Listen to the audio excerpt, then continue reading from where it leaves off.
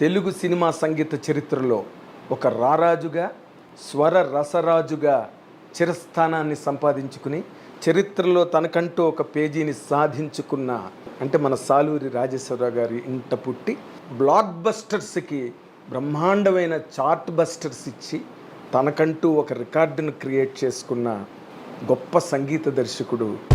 కన్నె వధువుగా మారేది జీవితంలో ఒకేసారి ఆ వధువలపే పొంగేది. నేను కంపోజింగ్ లేకపోతే కంపోజింగ్ క్యాన్సిల్ చేసేవాడు. అంటే అంత అలవాటు అయిపోయింది. ఒక టైంలో మా అన్నయ్యలు ఏమంటే అందరూ ఫ్యామిలీ అంతా ఇక్కడే ఉన్నారు, ఫ్యామిలీ ప్యాకేజ్ అనుకుంటున్నారు అందరూ.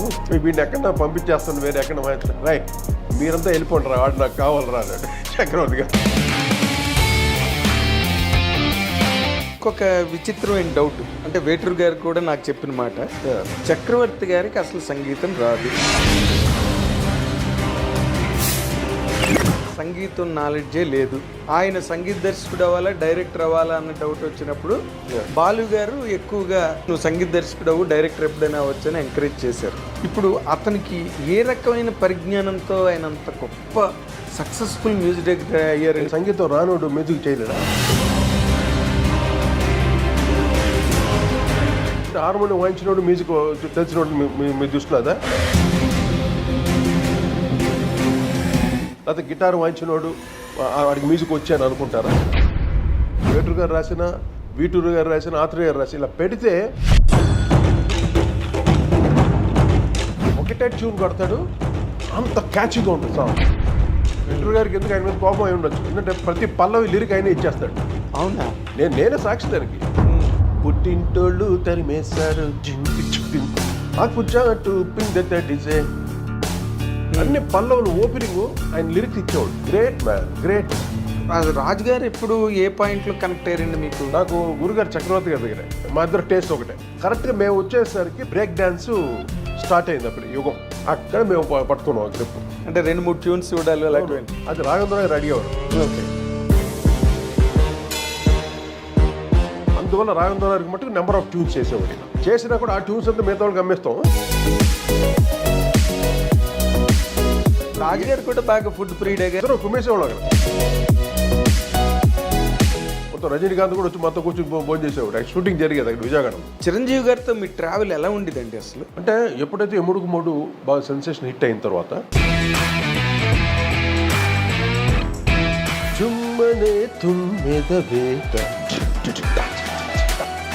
Not only Telugu, in India we are the creators for the new patterns.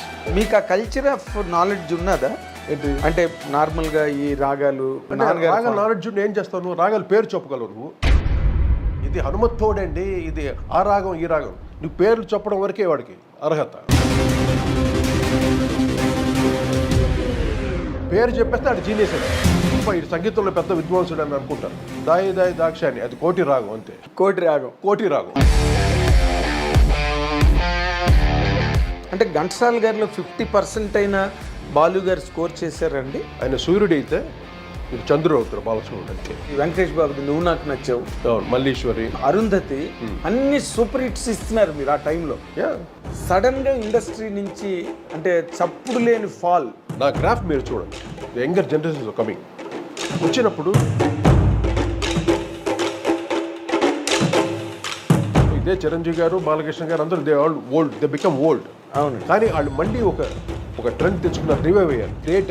అది ఇంపాసిబుల్, ఎవరికి దక్కదు. అసలు ఎలా మాట్లాడినా దయచేసి అందరూ లైట్గా తీసుకోండి, ఎందుకంటే దిస్ ఆల్ ఎక్స్పీరియన్స్. నేను ఎక్స్పీరియన్స్లో మాట్లాడాను, లోపల ఉన్నటువంటి ఫైర్గా. అభిమాన ఐ డ్రీమ్ ప్రేక్షకులకు స్వాగతం, సుస్వాగతం. ఇప్పుడు నేను ఇంటర్వ్యూ చేయబోతున్న వ్యక్తి తెలుగు సినిమా సంగీత చరిత్రలో ఒక రారాజుగా, స్వర రసరాజుగా చిరస్థానాన్ని సంపాదించుకుని చరిత్రలో తనకంటూ ఒక పేజీని సాధించుకున్న రసాలూరు రాజేశ్వరరావు గారు అంటే మన సాలూరి రాజేశ్వరరావు గారి ఇంట పుట్టి తనదైన ప్రయాణంలో తనదైన రికార్డులను నిలుపుకొని బ్లాక్ బస్టర్స్కి బ్రహ్మాండమైన చార్ట్ బస్టర్స్ ఇచ్చి తనకంటూ ఒక రికార్డును క్రియేట్ చేసుకున్న గొప్ప సంగీత దర్శకుడు. సినిమా పరిశ్రమలో అందరూ అభిమానించే సంగీత దర్శకుడు కోటి గారిని ఇప్పుడు మనం ఇంటర్వ్యూ చేయబోతున్నాం. Welcome sir. నమస్కారం. Welcome to I Dream. చాలా చాలా కాలం అయింది నాగేంద్ర మిమ్మల్ని చూసి. ఐ డ్రీమ్ ద్వారా ఈరోజు కలవడం చాలా ఆనందంగా ఉంది. చాలా థ్యాంక్స్ సార్. అంటే మన ట్రావెల్ ఏమో ఎప్పటి నుండి ఎన్ని సంవత్సరాలు? More than 40 years? Almost 40. Almost 40. అంటే నేను నార్మల్గా మీరు అంటే చక్రవర్తి గారి దగ్గర అసిస్టెంట్గా ఉంటూ బయటికి వచ్చి సంగీత దర్శకులు మీరు రాజు ఇద్దరు కలిపి అవుతున్న దగ్గర నుంచి నేను మిమ్మల్ని చూస్తున్నాను. అంటే మీ ప్రయత్నాలు, మీరు ఏ విధంగా శ్రమ పడ్డారు, ఇవన్నీ కూడా నేను ప్రత్యక్ష సాక్షి. అంటే మీకు అన్ని తెలుసు వాళ్ళు మంచి క్వశ్చన్స్ అడుగుతారు ఇవాళ. అంతేగా? This not regular interview. 100% sir, 100%. అంటే నాకెప్పుడు మీ కెరీర్ గురించి ఆలోచించుకుంటే నాకెప్పుడు ఒక పాయింట్ అనిపిస్తుంటుంది సార్. ఎందుకంటే ఫాదరు ఎప్పుడైతే ఒక లెజెండ్ అవుతారో పిల్లలకి వాళ్ళ ప్లేస్ని వాళ్ళు వెతుక్కోవడం అన్నది అదే రంగంలో అవునవును చాలా కష్టం. అది ఘంటసాల గారి పిల్లలు ఏం కాలేకపోయారు. బాలసుబ్రహ్మణ్యం గారి అబ్బాయి చరణ్ ఈ మధ్య రోజుల్లో ఆయన పోయిన తర్వాత కొంత ఇమేజ్ని సంపాదించుకుంటున్నాడు. చాలా కష్టమైన విషయం. మీరు దాన్ని ఏ విధంగా మీరు ఫేస్ చేశారండి? ఒక ఎస్ రాజేశ్వరరావు గారు లాంటి ఒక లెజెండరీ ప్రొడ్యూసర్, మీరు ఆయన తనయుడిగా ఇండస్ట్రీలోకి వచ్చి ఎట్లా మీరు అసలు? కానీ నేను నాన్నగారు పేరుతో రాలేదు, అది మట్టి నేను ఓపెన్గా చెప్తున్నాను. నేను సాలూరాశ్వర అబ్బాయి అని ఎక్కడ నేను పని అడగలేదు. ఆ స్థితికి నేను వెళ్ళకూడదని. ఎంతైనా నాన్నగారు పెద్ద గ్రేటెస్ట్ లెజెండ్, ఆయన ఒక పెద్ద మహాపండితుడు. అవునండి. నాన్నగారు చెప్తే పెట్టుకుంటారు, అది వేరు. బట్ నాన్నగారు కూడా ఆ పని చేయరు. మమ్మల్ని ఎవరికి వాళ్ళు స్వతహాగా రావాలి అన్న కాన్సెప్ట్ ఇంట్లో. మరికి మీ ఇంట్రడక్షన్ ఎలా జరిగింది చెప్తున్నాను. నేను చిన్నప్పుడు నేను డ్రమ్స్ వాయించేవాడిని. ఇది at the age of 6-7 years. చాలా చిన్నతనంలోనే డ్రమ్స్, పెద్ద డ్రమ్మర్ నేను అప్పుడు. ఓకే. మొత్తం చెన్నైలో అంతా చాలా వింతగా చూసేవాడు. చిన్న పిల్లడు ఏంటి వాయిస్తున్నాడు డ్రమ్స్ అని. ఏ ఏజ్లో? అది 6-7-8 years ఆ ఏజ్లో. చాలా అన్ని పాప్ మ్యూజిక్ వాయించేవాడిని. అది ఆటోమేటిక్గా వచ్చేసింది డ్రమ్స్ కూడా. ఎందుకంటే ఇంట్లో మా అన్నయ్య వాళ్ళకి ఒక బ్యాండ్ ఉండేది. ఓకే. వైబ్రేషన్స్ అని ఒక మ్యూజిక్ బ్యాండ్. ఆ బ్యాండ్లో ఆ డ్రమ్మర్ అంతా వాయిస్తుంటే నేను అబ్జర్వ్ చేసేవాడు, పక్కన కూర్చొని చూస్తూ ఉండేవాడిని. వీళ్ళు ప్రాక్టీస్ అంతా ఎవ్రీ సండేస్ ప్రాక్టీస్ చేస్తారు మా ఇంట్లో. అది డ్రమ్మర్ని నేను చూస్తూ ఆ డ్రమ్స్ నాకు బాగా ఇంట్రెస్ట్ కలిగి, వాళ్ళు బ్రేక్ టైంలో బయటకు వెళ్ళగానే నేను కూర్చొని వాయించి అలా ప్రాక్టీస్ చేసేవాడు. వచ్చేసింది. అది అబ్జర్వేషన్లో క్లీన్గా, అది అంటే లోపల బ్లడ్లో ఉంది. వచ్చేసిన తర్వాత ఇంట్లో ఏంటంటే అందరూ మ్యూజిషియన్స్. మా తమ్ముడు నేను తప్ప మిగతా మా 5 brothers మేము. అవునండి. మా 3 brothers ఫుల్ ఫామ్లో ఉన్న మ్యూజిషియన్స్. ఎవరు? మా రామలింగేశ్వరరావు పెద్దబాబు గారు, పూర్ణచంద్రరావు రెండో అన్నయ్య, మూడో అన్నయ్య వాసురావు గారు. అవునండి. వాళ్ళు మొత్తం కంప్లీట్ బిజియెస్ట్ మ్యూజిషియన్స్. అవును. అందరు మ్యూజిక్ ఇల్లే మ్యూజిషియన్స్ అనమాట. అంత మంచి మ్యూజిషియన్స్ అనమాట. నాన్నగారికి అందరూ మ్యూజిషియన్స్ అవుతున్నారు కదా, నన్ను ఒక పెద్దగా బాగా చదివించి ఒక పెద్ద సబ్ ఇన్స్పెక్టర్ చేయాలని. ఇన్స్పెక్టర్ పోయి నేను మంచి పర్సనాలిటీ బాగుండేవాడు చిన్నప్పుడు. ఇప్పుడు బాగున్నాడు లేదా? అప్పుడు ఇంకా బాగుండేవాడు. ఇంకా హెయిర్ మా భలే ఉంటే నాన్నగారికి ఇష్టం. నేను పెద్ద ఆ రోజు సబ్ ఇన్స్పెక్టరే. అవును. ఇప్పుడంతా డిఐజీలు ఎస్ఐలు ఏదో చాలా వచ్చేసినాయి. అవును. సబ్ ఇన్స్పెక్టర్ పొజిషన్కి నన్ను ఎలాగైనా చదివించి ఇన్స్పెక్టర్ చేయాలని నాన్నగారి కోరిక. నా డ్రీమ్స్ ఎలా ఉండేది? నేను ఒక మెరైన్ ఇంజనీర్ అవ్వాలని నా డ్రీమ్స్. అది మెరైన్ ఇంజనీర్ చిన్నప్పటి నుండి అది నా డ్రీమ్స్. ఓకే. ఇలా ఉంటుండగా ఎప్పుడైతే స్కూల్ ఫైనల్స్ అయిపోయిన తర్వాత, SSLC అయిన తర్వాత కాలేజీకి వెళ్తుంటే ఇంట్రెస్ట్ పోయింది కాలేజ్ మీద. వేరే ఏదైనా చేయాలి, ఏదో సంథింగ్. నా మైండ్స్ అంతా వేరే టైప్గా. ఈ ఫ్రెండ్స్తో తిరుగుళ్ళు, ఈ గ్యాంగ్స్ ఉండేది నాకు. వాళ్ళతో తిరిగేది, సినిమాలు తిరగటం, ఇలాగా. మెడ్రాస్ గ్యాంగ్ లో ఎవరెవరు ఉండేవారు సార్? చాలా పెద్ద గ్యాంగ్ అది. అవునా? అంత మన సినిమా వాళ్ళకి సంబంధించిన వాళ్ళే. అందుకే ఫ్యామిలీ పిల్లలు అలాగా చాలా మంది అలాగా అందరూ కలిసి, అది చాలా సరదాగా ఉండేది. అప్పుడు లైఫ్ నేను ఎప్పుడు ఛాలెంజింగ్ తీసుకున్నానంటే, ఇంకా ఎంతకాలం మనం ఇంట్లో డబ్బు సంపాదించాలి. ఇంట్లో అంటే ఫ్యామిలీ కదా, నాన్నగారికి వర్క్ తగ్గిపోయింది. అవునండి. అంటే కేవీ మోహన్ గారు వచ్చిన తర్వాత ఆయన ఒక ట్రెండ్ తెచ్చి అక్కడి నుండి నాన్నగారికి డ్రాప్ అయిపోవడం. ఇంకా అన్నయ్యలు సంపాదించడం. ఎవరు? 3 అన్నయ్యలు. నేను చెప్పాను కదా, బాబు, పూర్ణ, వాసురావు. వీళ్ళు 3 సంపాదించడం. నేను ఊరికే బలాదో తిరుగుతుంటే ఇంట్లో తిట్టేవాడు నేను పట్టుకొని, నువ్వు తిరగడానికి వీల్లేదు, నువ్వు పని చేసి డబ్బులు తీసుకురావాలి, ఇంటికి దీనికి ఇంత డబ్బులు ఇవ్వాలి నువ్వు అని కంపల్సరీగా పెట్టారు నాకు.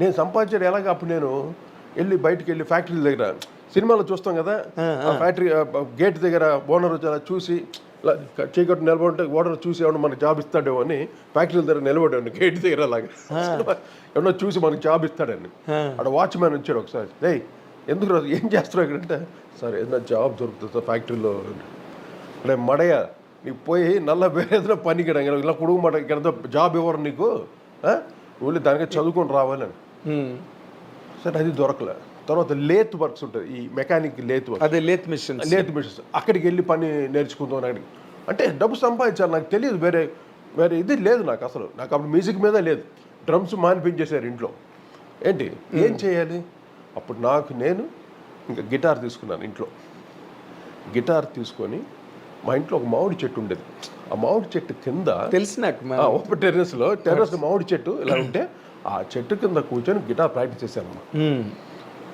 ఆ అనుగ్రహం ఏంటో ఆ సరస్వతి వచ్చి కూర్చుంది అక్కడ కూర్చొని ఇంకా నేను ఎప్పుడైతే గిటార్ పట్టుకున్నానో ఇంకా వేరే ఫ్రెండ్స్తో తిరగటం వేరే ధ్యాసే లేదు ఎంతసేపు గిటార్ మీదే ట్యూన్స్ వాయించుకుంటూ పాడుకుంటూ అలా కార్డ్స్ గిట్స్ వాయిస్తూ వీటిని 3 monthsలో వచ్చేసింది కంప్లీట్. ఎవరు మీకు నేర్పలేదు? ఎవరు నేర్పించారు అంటే అన్నయ్యలు అంటే వాళ్ళు అది కూడా చూసి అబ్జర్వేషన్ నేను అబ్జర్వ్ చేసి అన్నయ్యలు వాయించే చూస్తూ అప్పుడు మా పెద్ద అన్నయ్యతో కూర్చొని ఆయన పియానో వాయించేవాడు పియానోతో పాటు నేను కూర్చొని పెద్దబాబు కొన్ని వెస్టర్న్ పెద్దబాబు గారు ఆయన వెస్టర్న్ క్లాసికల్ వాయిస్తుంటే దానికి కార్డ్స్ నేను వాయిస్తూ నేను అలాగలా ప్రాక్టీస్ చేసుకున్నాను. చేసిన తర్వాత అప్పుడు గురుపాదం గారని ఉంటారు ప్రొడ్యూసరు. అవును, ఆయన అందరూ మ్యూజిక్ డైరెక్టర్గా ఆయన ఇన్ఛార్జ్ అనమాట, ఆర్కెస్ట్రా ఇన్ఛార్జ్. ఓకే. అప్పుడు ఆయన ద్వారా నాకు ఫస్ట్ టైం రమేష్ నాయుడు గారి రికార్డింగ్ వాయించాను. ఫస్ట్ రమేష్ నాయుడు గారి రికార్డింగ్. ఓకే. ఎంత నాకు 28 రూపీస్ 30 రూపీస్ పేమెంట్ నాకు డేకి కాల్ షీట్కి ఒక సాంగ్కి హెచ్ఎంఈలో సినిమా కాదు అది, సినిమా ఒక ప్రైవేట్ సాంగ్ అనమాట. హెచ్ఎంఈ రికార్డింగ్ కంపెనీలో. ఓకే. అది మా ఫిలిం ఛాంబర్ దగ్గర ఉంది చెన్నైలో, చెన్నై ఫిలిం ఛాంబర్. అక్కడ ఉంది మౌంట్ రోడ్ బిగినింగ్ లో అక్కడ హెచ్ఎంఈ రికార్డింగ్, అక్కడ రికార్డింగ్కి వెళ్ళాను. రమేష్ నాయుడు గారు ఫస్ట్ రికార్డింగ్ అంటే అప్పుడు నాకు 30 రూపాయలు 40 రూపాయలు ఎంతో ఫస్ట్ శాలరీ. అక్కడ నుండి నేను నా ప్లేయింగ్ నేను ఇంప్రూవ్ చేసుకుంటూ ఇన్ఛార్జ్ కూడా ఒక ఇంపాక్ట్ నా మీద, అంటే బాగా వాయిస్తున్నాడు వీడు, అందరికీ తీసుకెళ్ళచ్చు ధైర్యంగా అని. అప్పుడు వి కుమార్ గారి దగ్గర జాయిన్ చేశాడు నాకు. మన Kannada music director Tamil music director కన్నవారి కళలు చాలా గ్రేటెస్ట్ కంపోజర్ ఆయన. ఆయన దగ్గర అసిస్టెంట్గా గిటారిస్ట్గా జాయిన్ అయ్యాను. అక్కడి నుండి అలా ఒక 8 months 9 months ఉన్నాను ఆయన దగ్గర. ఆ తర్వాత గురుగారు చక్రవర్తి గారి దగ్గర. చక్రవర్తి ఎలా జాయిన్ అయ్యంటే మా అన్నయ్యలు అక్కడ వాయిస్తుంటారు రికార్డింగ్. నేను వెళ్ళి పికప్ చేసుకుని రావాలి కారులో. నేను డ్రైవింగ్ చేసేవాడిని, కొంచెం డ్రైవర్ పనులు ఇంట్లో పని పాట లేదుగా, ఏదో పనులు నేను వెళ్ళి ఇన్స్ట్రుమెంట్స్ మోయటం, అన్నయ్యలన్నీ కారులో పెట్టి మళ్ళీ నేను డ్రైవ్ చేసిన ఇంటికి రావటం. ఇలా కూడా మా అన్నయ్య చూసారు, చక్రవర్తి గారు చూసి, ఎరా వీడు ఏం చేస్తున్నాడు అని. ఏం చేస్తాడు వీడు, ఊరు పోరకటం ఇలా కూడా రే వచ్చారా ఒకరోజు మంచి రోజు చూసి వచ్చేసాడు. ఏం చేస్తాడు, గిటార్ వాయిస్తున్నాను అన్నాను. చక్రవర్తి గారు మంచి రోజు చూసి వచ్చేసాను. కరెక్ట్గా ఇంటికి మా అమ్మ నాన్నగారు ఆశీస్సులు తీసుకొని గిటార్ తీసుకొని ఆటో ఎక్కా, అంతే. అక్కడ నుండి స్టార్ట్ అయిపోయింది. ఓకే. అక్కడ నుండి గురుగారితో దాదాపు ఒక 8 years చక్రవర్తి గారితో 8 years గిటార్ కంపోజింగ్లో గిటారిస్ట్గా. అక్కడ నుండి ఎంతవరకు వెళ్ళానంటే అంటే కొన్ని బ్యాక్గ్రౌండ్ స్కోర్స్ చేయటం సొంతంగా. ఆయన ఇచ్చేవాడు. ఓకే, ఈ రీల్ నువ్వు కంపోజ్ చేయి. ఇప్పుడు హెవీ రీల్స్ వచ్చింది అనుకో, నేను కూడా అడిగేవాడు, అన్నయ్య ఈ రీల్ నేను కంపోజ్ చేస్తాను అంటే రికార్డింగ్స్ టైం. ఇలా సాంగ్స్కి బ్యాక్గ్రౌండ్స్ కూడా ఈ సాంగ్ నువ్వు బ్యాక్గ్రౌండ్ వేసి ఆ స్టేజ్కి నేను ఎదిగా. గ్రేట్. ఆయన ఎంకరేజ్మెంట్ తోటి, అదే ఆయన ఆశిస్సు లేదు. అక్కడ నుండి ఎన్నో నేర్చుకున్నాను ఆయన దగ్గర. ఓకే. చక్రవర్తి గారు నాకు మెయిన్ గురువు. సార్ నేను ఇంకొక విచిత్రమైన డౌట్. నార్మల్గా అంటే వేటూరు గారు కూడా నాకు చెప్పిన మాట, చక్రవర్తి గారికి అసలు సంగీతం రాదు, సంగీతం నాలెడ్జే లేదు, లెర్నింగ్ లేదు. ఆయన సంగీత దర్శకుడు అవ్వాలా డైరెక్టర్ అవ్వాలా అన్న డౌట్ వచ్చినప్పుడు బాలు గారు ఎక్కువగా చక్రవర్తి గారిని నువ్వు సంగీత దర్శకుడు అవ్వు, డైరెక్టర్ ఎప్పుడైనా వచ్చని ఎంకరేజ్ చేశారు. బాలుగారే చెప్పారు నాకు ఆ విషయం. ఇప్పుడు అతనికి ఏ రకమైన పరిజ్ఞానంతో ఆయన అంత గొప్ప సక్సెస్ఫుల్ మ్యూజిక్ డైరెక్టర్ అయ్యారు? ఎన్ని సినిమాలు చేశాడు ఆయన? దాదాపు 800 సినిమాలు. అదే సార్. అంటే సంగీతం రానోడు మ్యూజిక్ చేయలేడా? అంటే సంగీతం వచ్చినోడు మ్యూజిక్ చేయాలి? మీరు చెప్పండి, నాకు అర్థం కాలేదు. అంటే బేసిక్గా ఇప్పుడు మన సంగీతం అంటే మెయిన్గా కంపోజింగ్ నాలెడ్జ్ కావాలి, శృతిలో పాడాలి, తాళంలో పాడాలి, అది ఆ నాలెడ్జ్ ఉందిగా, ఇంకా దానికి ఇంకేం కావాలి? క్రియేటివ్ నాలెడ్జ్ ఉంది, ఇంకా more than that creative knowledge ఉంది చక్రవర్తి గారికి. అంటే మీరు ఇక్కడ పాయింట్ మీరు ఆన్సర్ చెయ్యాలి. చెప్పండి. ఏంటంటే అప్పుడు ఉన్నవాళ్ళు ఇప్పుడులాగా ఏదో వచ్చేసి అయిపోతాము అంటే కాదు. అప్పుడు ఒక ఘంటసాల గారు, ఒక ఎస్రాజ్ గారు, ఒక పెండ్యాల్ గారు, ఓ మహాదేవన్ గారు, అనుభవాలు, ఇలాంటి వాళ్ళు, చలపతిరావు, ఇలాంటి వాళ్ళ మధ్య చక్రవర్తి గారు బయటకు వచ్చారు. ట్రెండ్ సెట్టింగ్ మ్యూజిక్ చేశాడు చక్రవర్తి గారు. ఆయన ఒక లెజెండ్ అయిపోయాడు మధ్య నుంచి. అవును. దానికి అసలు కాంట్రిబ్యూట్ చేసిన లేకపోతే చక్రవర్తి గారు అంటే మీరు, ఎందుకంటే ఆయనతో పాటు మీ ఉద్దేశంలో మ్యూజిక్ వచ్చేట హార్మోనియం వాయించినోడు మ్యూజిక్ తెలిసినోడు మీ దృష్టిలో అదా? లేకపోతే గిటార్ వాయించినోడు వాడికి మ్యూజిక్ వచ్చాను అనుకుంటారా? ఆయనకి ఏది ఇన్స్ట్రుమెంట్ ముట్టుకోడు చక్రవర్తి గారు. అవును. సత్యం గారు కూడా అంతే, ఏ ఇన్స్ట్రుమెంట్ ముట్టుకోడు. సత్యం గారు కూడా అంతేనా? ఆయన అంతే, ఆయన హార్మోనియం కూడా వాయించాడు. ఆయన ఒక దగ్గా పెట్టుకొని తబలా దగ్గలు, ఆ దగ్గాను కొడుతూ కంపోజ్ చేస్తాడు. ఎటువంటి మెలడీస్ కంపోజ్ చేశాడు ఆయన. అమ్మో. అందువల్ల ఎవరిని అండర్ ఎస్టిమేట్ చేయకూడదు, ఎందుకంటే మ్యూజిక్ రాదు అని అన్నమాట చాలా తప్పు. ఓకే. నేను స్వతహాగా అక్కడ నా గురువు దగ్గర ఉన్నాను నేను. ఆయన ఒక పేపర్లో పెట్టగానే రాసి, వేటూరు గారు రాసిన, వీటూరు గారు రాసిన, ఆత్రేయ గారు రాసి ఇలా పెడితే విత్ ఇన్ మినిట్స్ పాట అయిపోద్ది.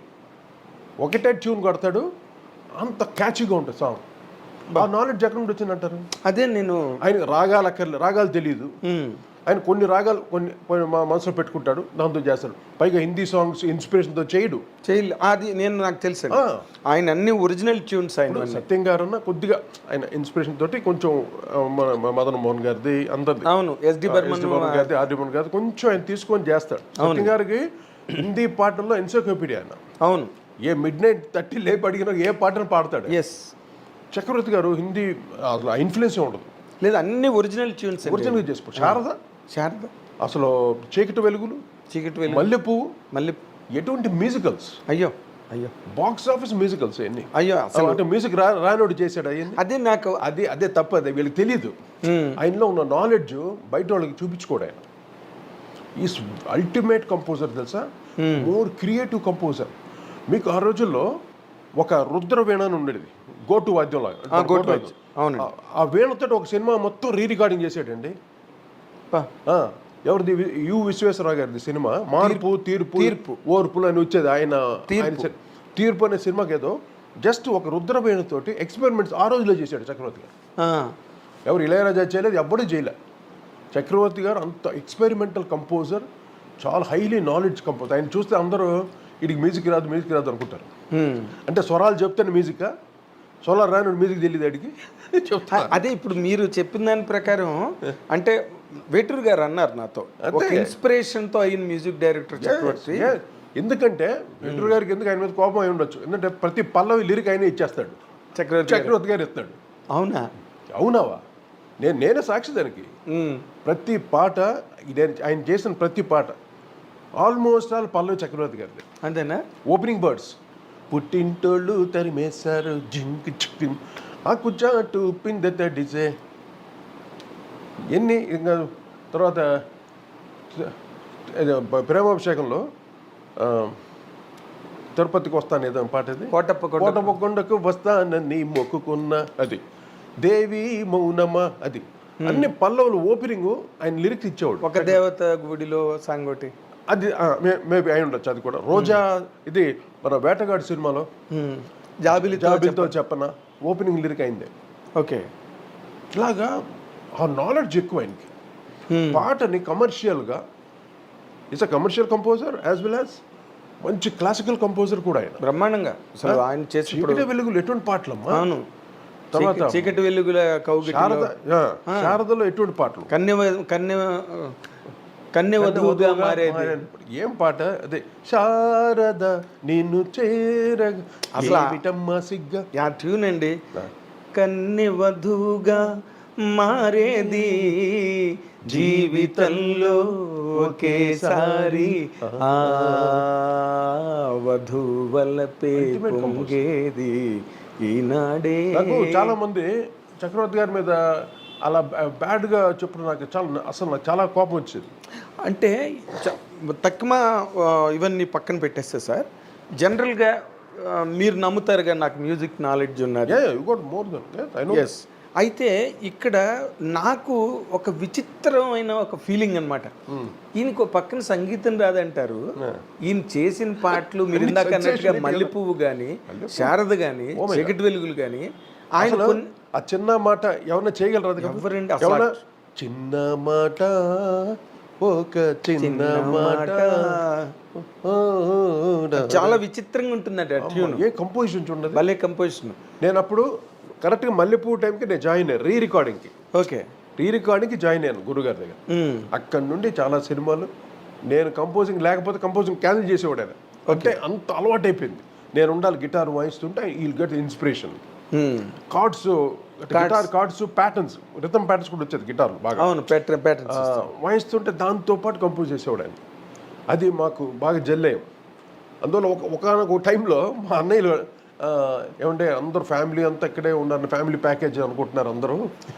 మమ్మల్ని కూడా వీడిని ఎక్కడ పంపించేస్తాను, వేరే ఎక్కడ వాయిస్తాను, రాయ్ మీరంతా వెళ్ళిపోండి రా, వాడు నాకు కావాలరా అన్నాడు చక్రవర్తి గారు. అదే అంటే ముందు వచ్చిన చెవుల కన్నా వెనక వచ్చిన కొమ్ములు వాడి అంత ఇష్టం నేనంటే చక్రవర్తి.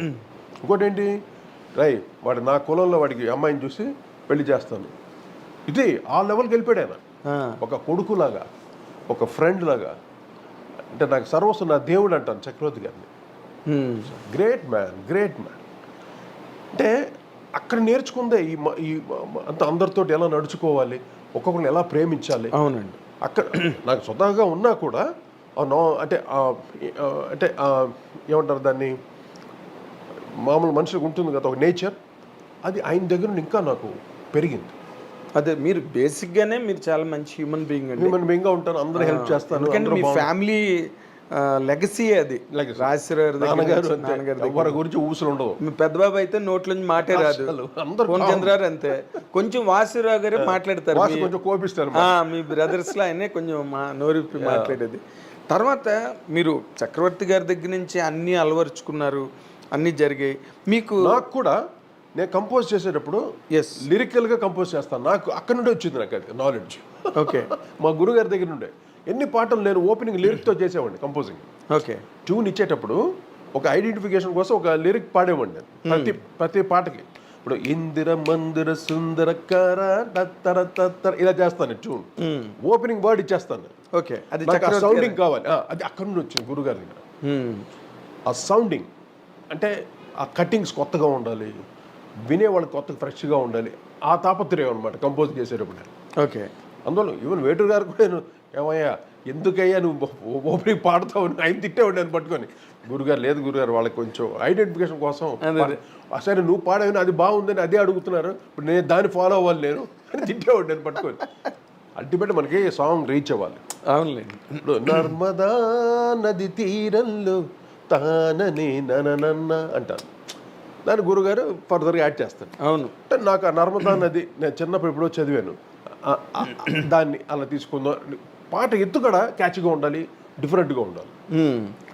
అలాగే చాలా పాటలు, ఇప్పుడు అంజనీ పుత్రుడా వీరాది వీరుడా సూర్యుడాది కంప్లీట్ లిరిక్ నాదే, అది ట్యూన్తో పాటు అలా పుట్టింది అది.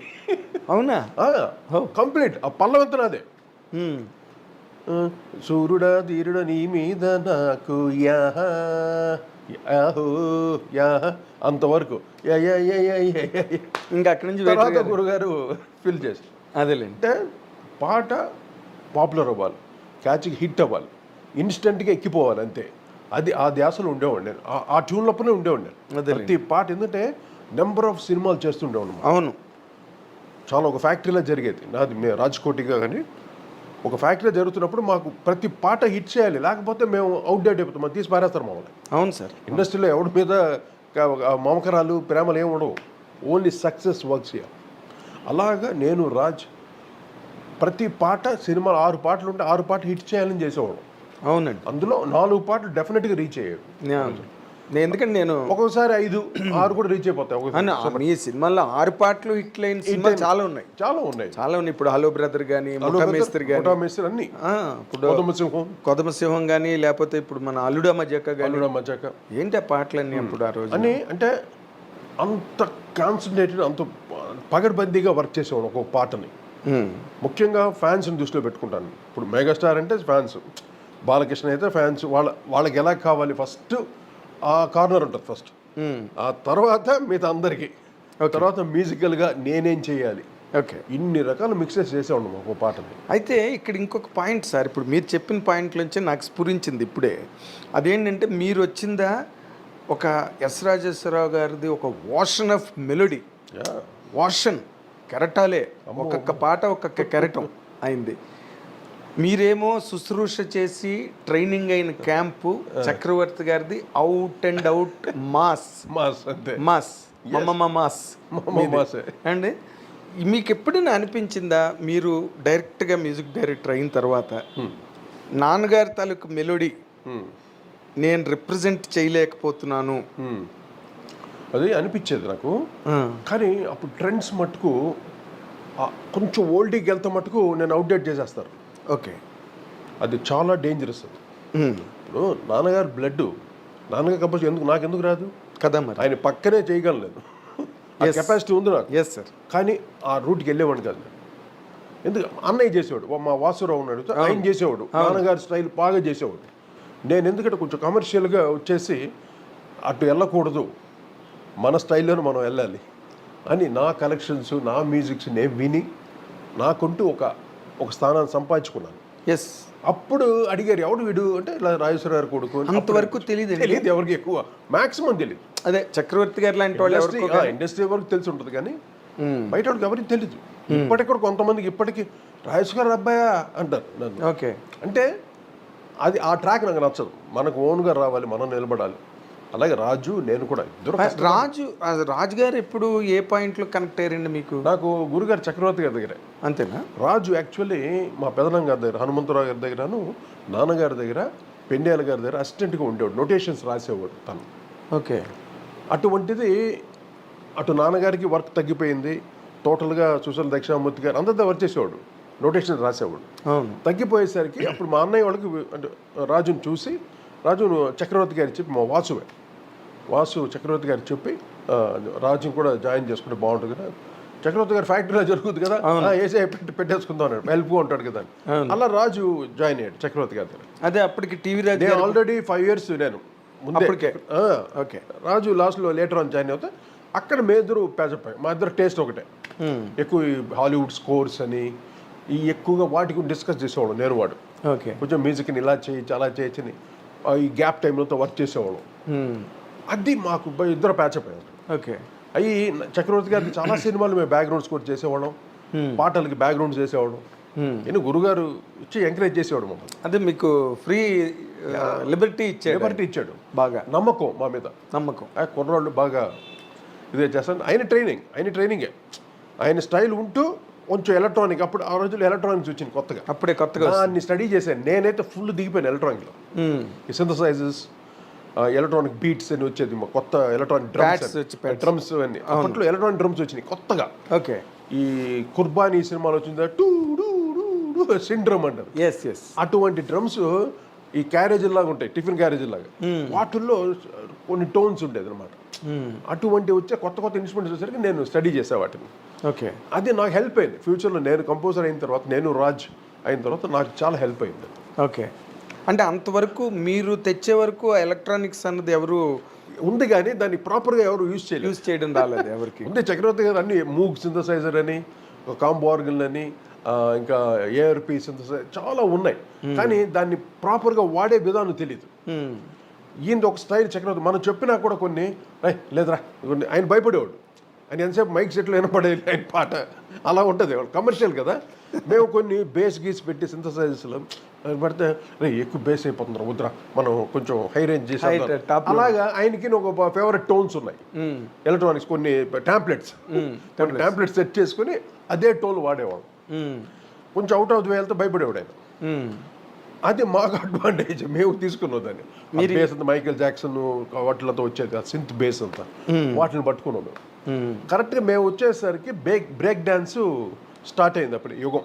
అదే బ్రేక్ డ్యాన్స్ సాంగ్స్ అక్కడ మేము పట్టుకున్నాం ఆ గ్రిప్. మీరు పసివాడి ప్రాణానికి పనిచేశారా? అది పసివాడి ప్రాణం చేయాలి. అప్పుడు మేము మ్యూజిక్ డైరెక్టర్స్ అయిపోయాం. అప్పుడు గురుగారు పసివాడి ప్రాణంలో బ్రేక్ డ్యాన్స్ ఒకటి చేశాడు. అవును. అది ఇప్పుడు మా లిస్ట్లో పడిపోయింది ఆ పాట. అది మేము రాజ్కోట్ చేసాం అనుకుంటారు అందరూ. అంటే మీ పాకెట్లోనే ఉంటుంది, అలా ఉంటుంది ఆ పాట. సో చక్రవర్తి గారి పాకెట్ కాదు. Break dance first time Chiranjeevi గారికి పచ్చవాడపల్లిలో చేశారు. అక్కడ నుండి మేము ఆ ట్రెండ్ పట్టుకొని ఎముడుకు మూడులో మ్యాక్సిమం మేము యూజ్ చేసాం ఆ బ్రేక్ టెక్నిక్. అదేలేండి. ఎముడుకు మూడు చిరంజీవి గారితో ఫస్ట్ బాక్స్ ఆఫీస్ హిట్ అనమాట. Sensational trend setting music Yamudiki Mogudu. ఎముడుకు మూడు yes, all song sensational hit. అవునండి, అవును. అందం హిందోళం కానీ అవును. వానజల్లు ఇవన్నీ బాగా ఛాలెంజింగ్గా చేసాం. నేను రాజ్ కూర్చొని అసలు కొట్టి దెబ్బకి అసలు ఫుల్ పీక్స్. ఒక సినిమాతో ఫుల్ గెలిపాం పైకి, పెద్ద పెద్ద స్టేజ్కి వెళ్ళిపోయారు బాగా. అంతకుముందు అంటే మేము అంటే మీరు చిరంజీవి గారి ఇమేజ్ అన్నది మీకు బాగా హెల్ప్ అయిందండి along with the song. Chiranjeevi గారి సినిమా ఖైదీ అండ్ ఖైదీకి వర్క్ చేశాను నేను కంప్లీట్గా, రీ రికార్డింగ్ సాంగ్స్ అంతా. ఓకే. రగులుతోంది మొదలుపోతే ఆ కంపోజింగ్ అంతా నేను ఉండేవాడు. కంపోజింగ్ అంతా ఖైదీ వర్క్ చేశాను. అప్పటి నాకు చిరంజీవి గారు అంటే నాకు ఒక క్రేజ్. ఎందుకంటే మేము అంతా తమిళనాడులో ఉండేవాం కదా, మెడ్రాస్. అవునండి. నాకు మెడ్రాస్లో ఏంటంటే ఎంజీఆర్ గారు నేను గ్రేట్ కోర్ ఫ్యాన్. నేను ఎంజీఆర్కి, అఫ్ కోర్స్ శివాజీ గారు. వీళ్ళిద్దరికి మ్యూజిక్ ఎవరు చేస్తారు? ఎంఎస్ విశ్వనాథన్ గారు. అవును. అసలు ఒక్కొక్కరికి ఒక్కొక్క స్టైల్ చేసేవాడు. ఎంజీఆర్ గారికి ఒక స్టైల్, శివాజీ గారికి ఒక స్టైల్. అయినే అంటే ఒక కమర్షియల్ మ్యూజిక్ చేయాలంటే హీరోస్కి ఎంఎస్ విశ్వనాథన్ గారు ఎవ్వరు ఆ ట్రెండ్ పట్టుకున్నాను నేను మెయిన్గా. ఓకే. ఆ ఇంట్రొడక్షన్, హీరో వస్తే ఇంట్రొడక్షన్ మ్యూజిక్ ఎలా కావాలి ఫ్యాన్స్కి దద్దరిల్లిపోయేది. అసలు ఆయన చేస్తే ఎంజీఆర్ కనిపిస్తే ఇక థియేటర్లు లేచి ఎగురుతారు ఒక్కొక్కడు ఆ మ్యూజిక్కి. ఎస్. అటువంటి మ్యూజిక్ విని మేము నెక్స్ట్ హీరోస్ ఎలా చేయాలి అని అంటే సోమన్ బాబు గారు చేస్తాం ఫస్ట్ ఫిలిం సంసారం సినిమా. అది ఫ్యామిలీ టైప్, ఆయనకి ఏం పెద్ద హెవీ మ్యూజిక్ చేయలేవు. అవునండి. కృష్ణ గారు నా పిలిపే ప్రపంచం, అది ఫస్ట్ ఫిలిం కృష్ణ గారు. దానికి కొంచెం విజృంభించాం. కృష్ణ హీరో సూపర్ స్టార్ కదా, దానికి కొంచెం కొత్త రకమైనటువంటి మ్యూజిక్ ఒక ఎంజీఆర్ లెవెల్లో ఆయనకి ఇవ్వడం. తర్వాత ఇంకా చిరంజీవి గారు వచ్చేసరికి మ్యాక్సిమం ఆ ఎంఎస్ స్టైల్స్ అన్ని మా లోపల ఉన్నాయి, అన్నిటిని ఇంప్లిమెంట్ చేసి కొంటే ఉంది దెబ్బంతే ఫినిష్. అప్పుడు నార్మల్గా చిరంజీవి గారికి చక్రవర్తి గారు ఎక్కువగా చేయడం అవును సినిమాలు అన్నీ కూడా. చిరంజీవి గారికి ఎన్టీ రామారావు గారికి చక్రవర్తి గారు, అవును, రాఘవేంద్ర గారి కాంబినేషన్ మొత్తం వరుస పెట్టి. ఈ వీళ్ళు వాళ్ళు లేదు సార్. ఇప్పుడు నాగేశ్వరరావుకి కానీ రామారావు కానీ కృష్ణ గారికి సోహన్ బాబు గారికి బాక్స్ ఆఫీస్ హిట్స్ ఇచ్చాడు. అన్ని అసలు మెమరబుల్ హిట్స్ ఇచ్చాడు. ప్రేమాభిషేకం అయితే అన్ని పాటలు హిట్. అవును. 3 సంవత్సరాలు ఎంతో ఆడింది సినిమా. అవునండి, అవును. అలాగా ఆయన చేసిన అదే చెప్తాను కదా, ఇలా కూర్చొని అలా కంపోజ్ చేస్తాడు మా గురువు. ఒకటే ట్యూన్, ఆ లిరిక్ పెట్టగానే అలా చేస్తాడు. అంటే 2-3 ట్యూన్స్ చూడాలి అలాంటివి. అది రాఘవేంద్ర గారు అడిగేవారు. ఓకే. కొంచెం బెటర్మెంట్ కోసం. అండ్ ఆయన విజువల్స్ చాలా బాగుంటుంది కదా, సాంగ్ పిక్చరేషన్. అవునండి. అందువల్ల రాఘవేంద్ర గారికి మటుకు నెంబర్ ఆఫ్ ట్యూన్స్ చేసేవాడు. ఇలా నెంబర్ ఆఫ్ ట్యూన్స్ చేసినా కూడా ఆ ట్యూన్స్ అంతా మిగతా వాళ్ళకి అమ్మేస్తాం. అల్టిమేట్గా ఒకటి వెళ్తుంది రాఘవేంద్ర గారికి, ఆ మిగిలి చేసిన మిగతా ట్యూన్స్ అని మిగతా వాళ్ళకి వెళ్తుంది. అంతేనా? అలా కూడా జరిగినాయి.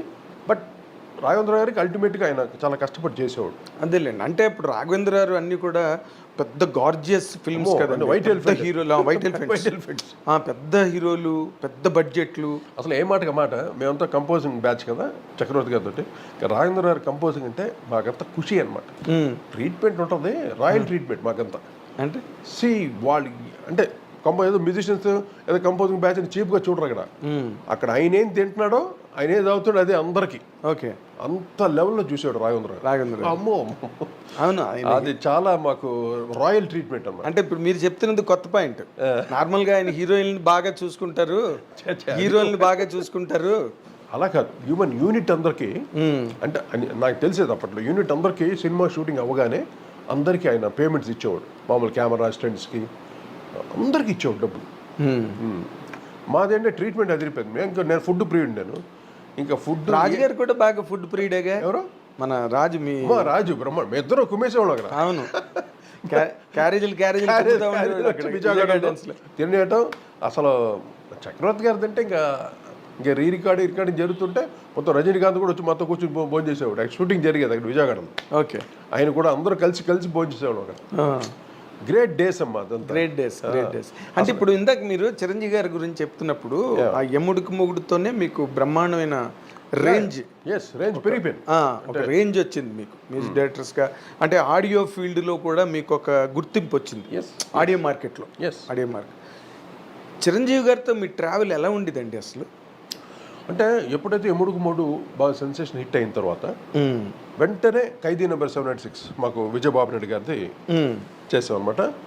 ఎప్పుడైతే మేము హిట్ ఇచ్చామో ఆటోమేటిక్గా జనరల్గా హీరో అందరూ చెప్తారుగా, రాజ్కోటి సో న్యాచురల్ ఇండస్ట్రీలో సక్సెస్ అలాగా మాకు ఇది ఖైదీ 796 చేసాం, ఖైదీ నెంబర్ 796 దాంట్లో గువ్వా గోరింకతో అటు అమలాపురం ఇవన్నీ సూపర్ హిట్ సాంగ్స్. అయ్యో అసలు గువ్వా గోరింకతో పాట తిరిగిపోద్ది అది ఇప్పటికీ ఎప్పటికీ అది మా భువనచంద్ర గారు రాశారు. అవును, అది ఫస్ట్ పాట అనుకుంటాను భువనచంద్ర రికార్డ్ చేసి ఫస్ట్ సాంగ్.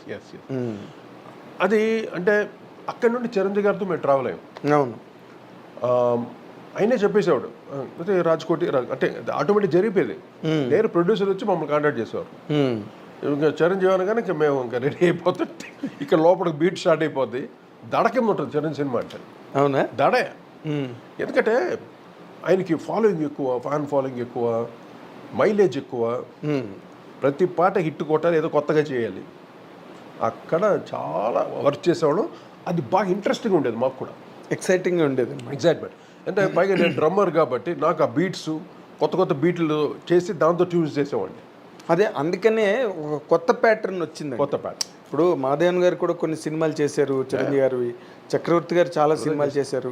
బట్ మీరు వచ్చిన దగ్గర నుంచి కూడా ప్యాటర్న్ మారి, మేము వచ్చిన తర్వాత తెలుగు మ్యూజిక్ని వేరే రకం చేసాం కంప్లీట్గా. ఎలక్ట్రానిక్ మ్యూజిక్ తోటి ఒక వెస్టర్నైజ్డ్ ఆర్కెస్ట్రేటెడ్ ఫుల్గా. ఆర్కెస్ట్రేషన్ ఎవరు చేసేవాళ్ళు కాదు అప్పట్లో.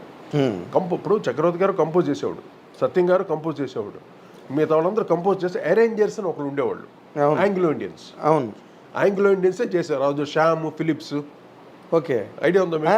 చెన్నైలో వీళ్ళే అరేంజ్మెంట్ చేసేవాళ్ళు. హెన్రీ డానియల్ అని, జోసెఫ్ కృష్ణ అని, ఎంఎస్ విశ్వనాథ్ గారు, వీళ్ళు ఈ కార్డ్ అరేంజ్మెంట్స్ వాళ్ళకే తెలుసు, ఆంగ్లో ఇండియన్స్కే తెలుసు.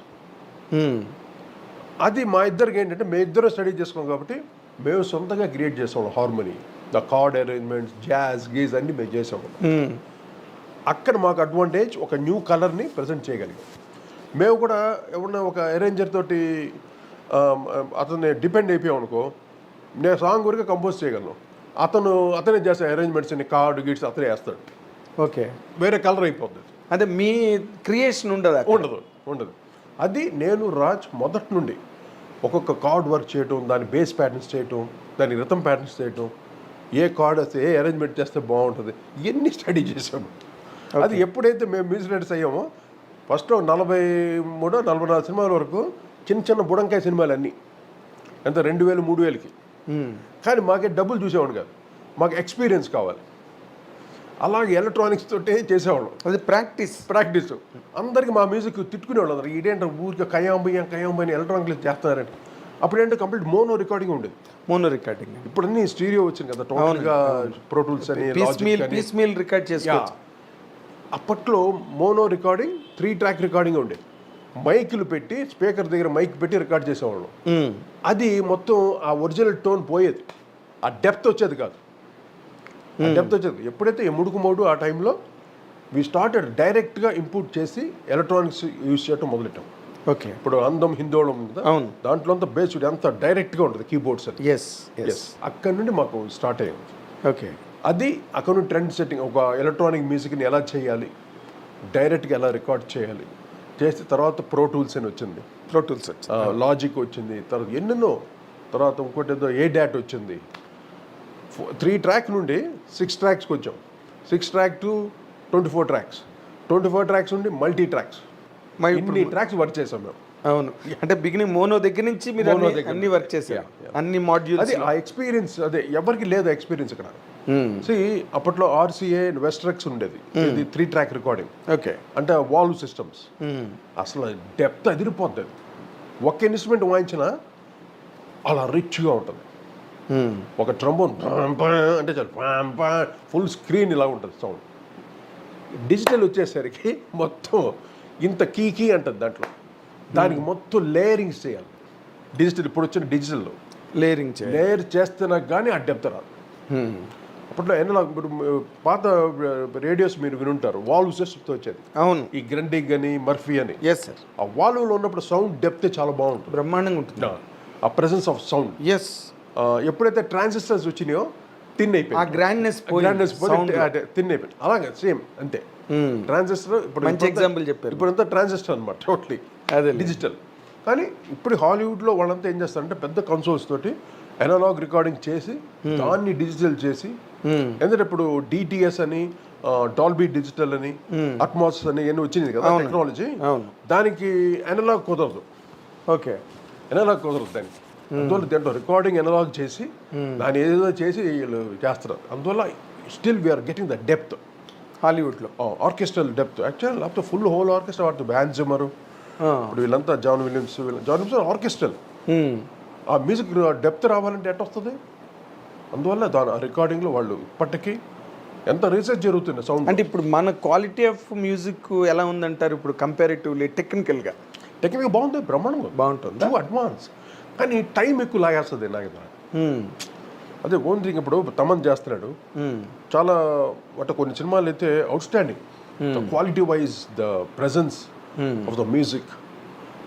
అలవైకుంఠపురంలో గొప్పగా చేసాడండి పాట. నేను చెప్తున్నా. ఓకే, అదే అలవైకుంఠపురం మంచి మంచి మెలడీ సాంగ్స్, మంచి మెలోడీస్ సాంగ్స్ ఉన్నా కూడా ప్రెజెంటేషన్ చాలా ప్రెజెంటేషన్, ఆ డైనమిక్స్ పర్ఫెక్ట్ గా సెట్ చేశాడు. ఈవెన్ దేవిశ్రీ ప్రసాద్ కూడా తను చేస్తున్నాడు. అంటే ఇప్పుడు టెక్నాలజీ వచ్చేసింది కాబట్టి కొన్ని వాళ్ళు చైనాకి ఆటోమేటిక్ వచ్చేస్తుంది, అదే టెక్నాలజీలో వచ్చేస్తుంది.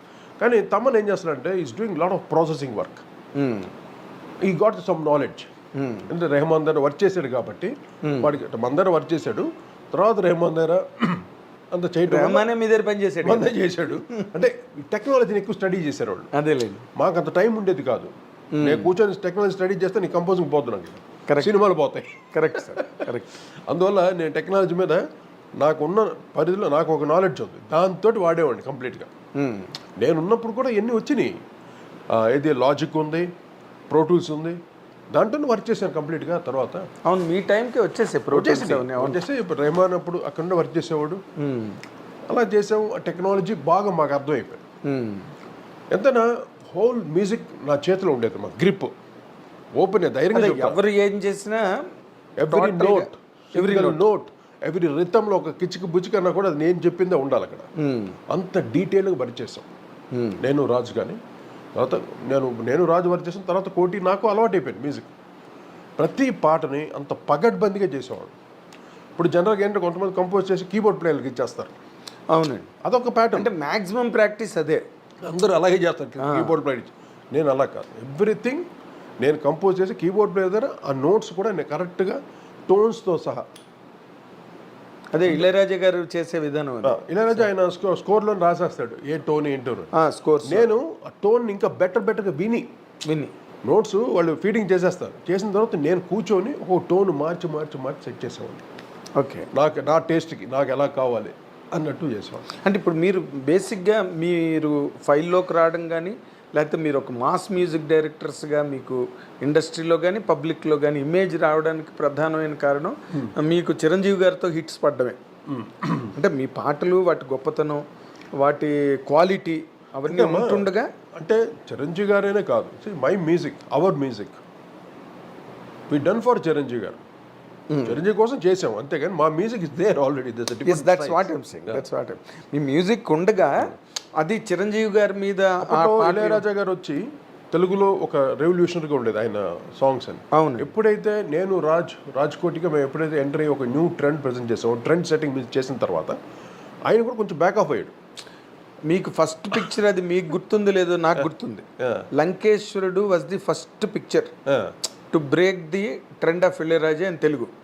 లంకేశ్వరుడు వెరీ లేటర్ ఉంది అది. మీరు అసలు ఆ పాటలు మాకు దాసనండ్ర ఆఫీస్లో ఆయన వినిపించగా విన్నాం. చాలా మంది ఇళయరాజా చేశాడు ఈ పాట అని అడిగారు. సో అక్కడి నుంచి మీరు అంతకు ముందు నుంచి మీకున్న, బట్ ఆ సినిమాల పాటలతో మీరు నార్మల్గా ఆయనతో కంపారిజన్ కాదు, నో కంపారిజన్. కంపోజర్ లెజెండ్, ఆయన లెజెండ్. బట్ మా స్టైల్కి కొంచెం ఆయన కూడా, అంటే ఆయనది ఒక సింపుల్ స్టైల్ ఉంటుంది. సింపుల్ ఒక ప్యాటర్న్స్, మెలడీ క్లియర్గా ఉంటుంది, ఇలా ఉంటుంది. మాది డైమెన్షన్స్ ఎక్కువ ఉంటుంది మా మ్యూజిక్లో. మీ డైనమిక్స్ వేరండి. Richness, grandeurness. జుమ్మనే తుమ్మెద వేట, ఈ రిథమ్స్ అంతా వీ క్రియేటెడ్. తర్వాత బాంబేలో అతను ఎవరు దేవదాస్ అంతా చేసాడు, ఎవరు మ్యూజిక్ కంపోజ్. బాంబేలో ఆల్మోస్ట్ ఆల్ మా రిథమ్స్ని they started to do that. అంటే ఈ కొత్త ప్యాటర్న్స్ అంతా we created here. Ismail Darbar almost మా రిథమ్ ప్యాటర్న్స్ అని వాడేవాడు ఆయన. ఓకే, అంటే కొత్త patterns not only Telugu, in India we are the creators for the new patterns. I will challenge for that. మీరు చూడండి, వినండి. మీ కెరీర్లో మీరు ఏ పర్టికులర్ పాయింట్ ఆఫ్ టైంలో ఎక్కువ ఛాలెంజ్ ఫేస్ చేశారండి? ఛాలెంజ్ అంటే ప్రతిసారి చిరంజీవి గారి సినిమావే ఛాలెంజ్. అంతేనా? అదే భయం వేసేది మాకు. చిరంజీవి గారి సినిమా అంటే ఛాలెంజ్. రీచ్ ఎక్కువ అది.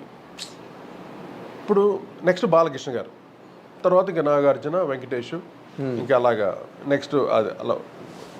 బట్ అల్టిమేట్గా చిరంజీవి గారు ఆయన సినిమాకి మ్యూజిక్ అలా రీచ్ అయ్యేది. ఇప్పుడు అన్నీ ఈ బీట్స్ అంతా మేము క్రియేట్ చేసేవాడు. పాటతో పాటు పుట్టేది. చిరంజీవికి డ్యాన్స్ ఇలా ఉండదు. చక్కిలి గింతల రాగం ముత్తిస్తుంటే తార తారి తట్టెరి డట్టెర దానికి కొత్త బీట్స్ వేయండి. కన్నె పిల్లతోటి పిల్లగాడికొచ్చెనమ్మ పీకులా beat first time we created for that song. Chiranjeevi garu మిమ్మల్ని బండెక్కు ఫోక్లో అది కొత్త బీట్.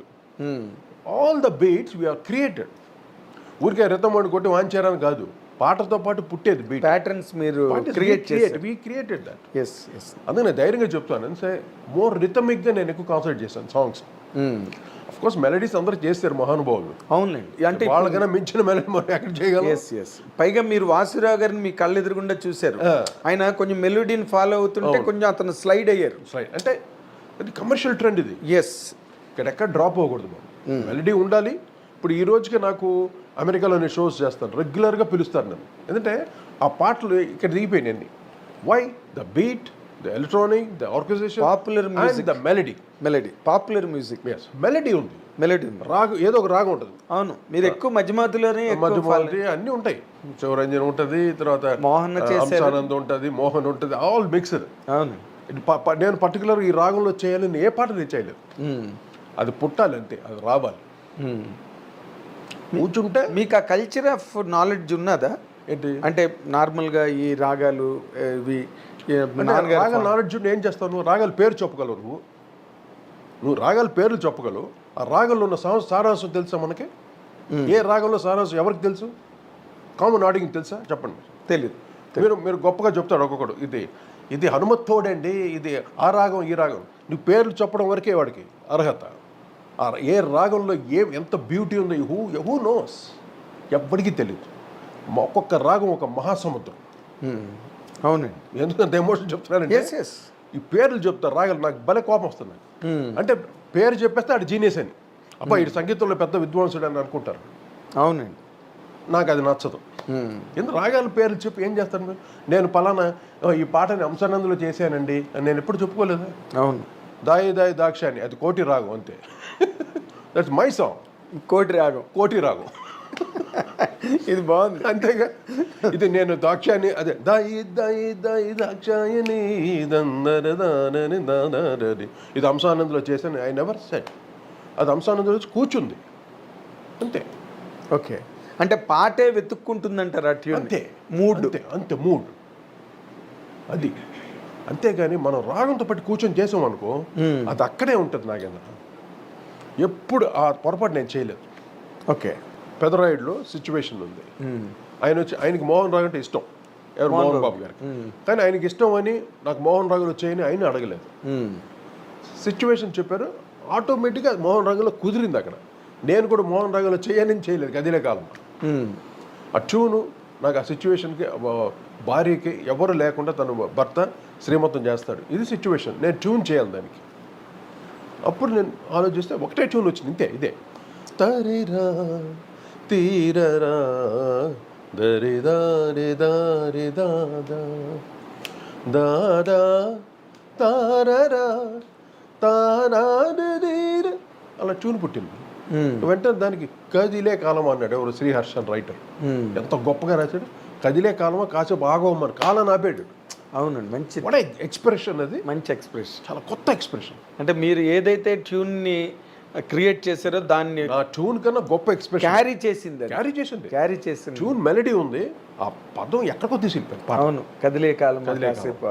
ఎంత పెదరాయుడులో అది ఇప్పటికీ నాకు ఒక క్లాసికల్ దీంట్లో ఆ పాట మిగిలిపోయింది. అలాగే ఇది ఇంకోటి చేసినది ఇదేలే తరతరాల చరిత్రం, అవును, అది జేసస్ గారు పాడారు. అవునండి. ఆ పాట కూడా అది ఆల్మోస్ట్ ఆల్ కన్నడలో ఉంటుంది. కన్నడ అది కన్నడలో చేయాలని చేయలేదు, ఇది కూడా చెప్తున్నా. అదే మీరు ఇందాక చెప్పారు కదా, మూడ్ బట్టే చేస్తాను. ఎస్ అంటే ఆ రాగం వచ్చి కూర్చోవాలి, మన దగ్గరికి రావాలి. అందుకనే తపస్సు చేస్తాం మేము. ఇప్పుడు ట్యూన్ రావడానికి హార్మోనియం పెట్టిలో పుట్టేదు, గిటార్లో పుట్టేదు, కీబోర్డ్లో పుట్టేదు ట్యూన్ అనేది, రాగం అనేది. అవునండి. మా ఇక్కడ రావాలి, ఆ వేవ్స్ రావాలి, సిచ్యువేషన్ బట్టి. వేవ్స్ రాకపోతే ఇప్పుడు ఆ రోజు అన్నమయ్య చేసాడు, త్యాగరాజ స్వామి చేసాడు, ఎలా చేస్తుంటాడు? రాముల వారి మీద భక్తితోటి రాగాలు పుట్టి ఆ భక్తి రసంతో పాడాడు ఆయన. అన్నమయ్య ఆ భక్తి రసంతో పాడాడు, మూడ్. అంతేగాని ఇది రాగం, ఈ రాగంలో ఇది జతులు పెట్టాను. తర్వాత రీసెర్చ్ చేస్తే చెప్పాలి, ఇది పలానా రాగం, ఈ రాగంలో ఈ స్వరజతులు వాడారు అని రీసెర్చ్ చేసి చెప్పాలి.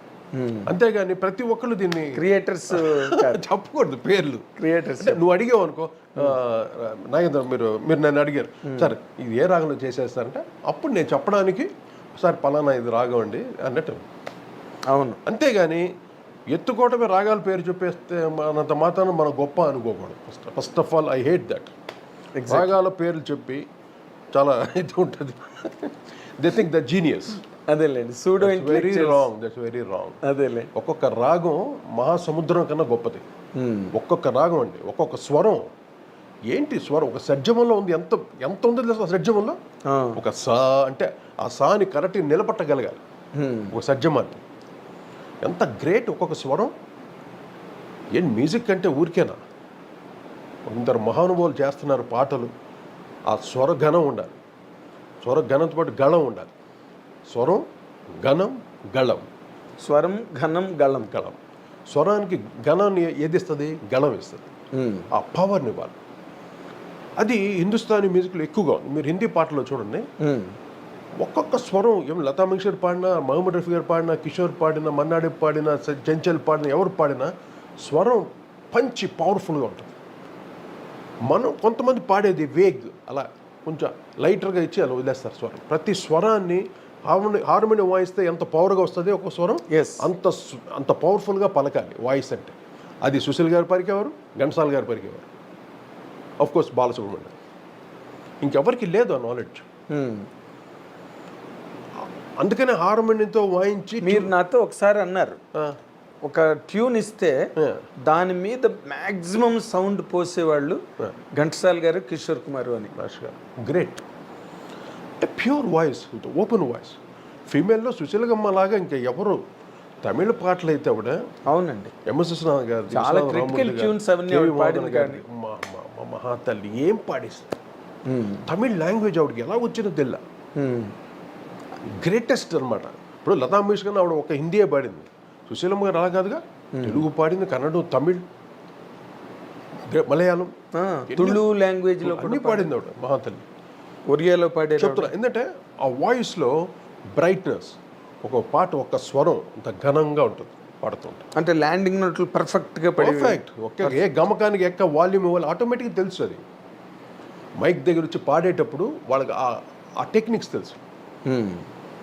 అంటే ఘంటసాల గారిలో 50% అయినా బాలు గారు స్కోర్ చేశారండి.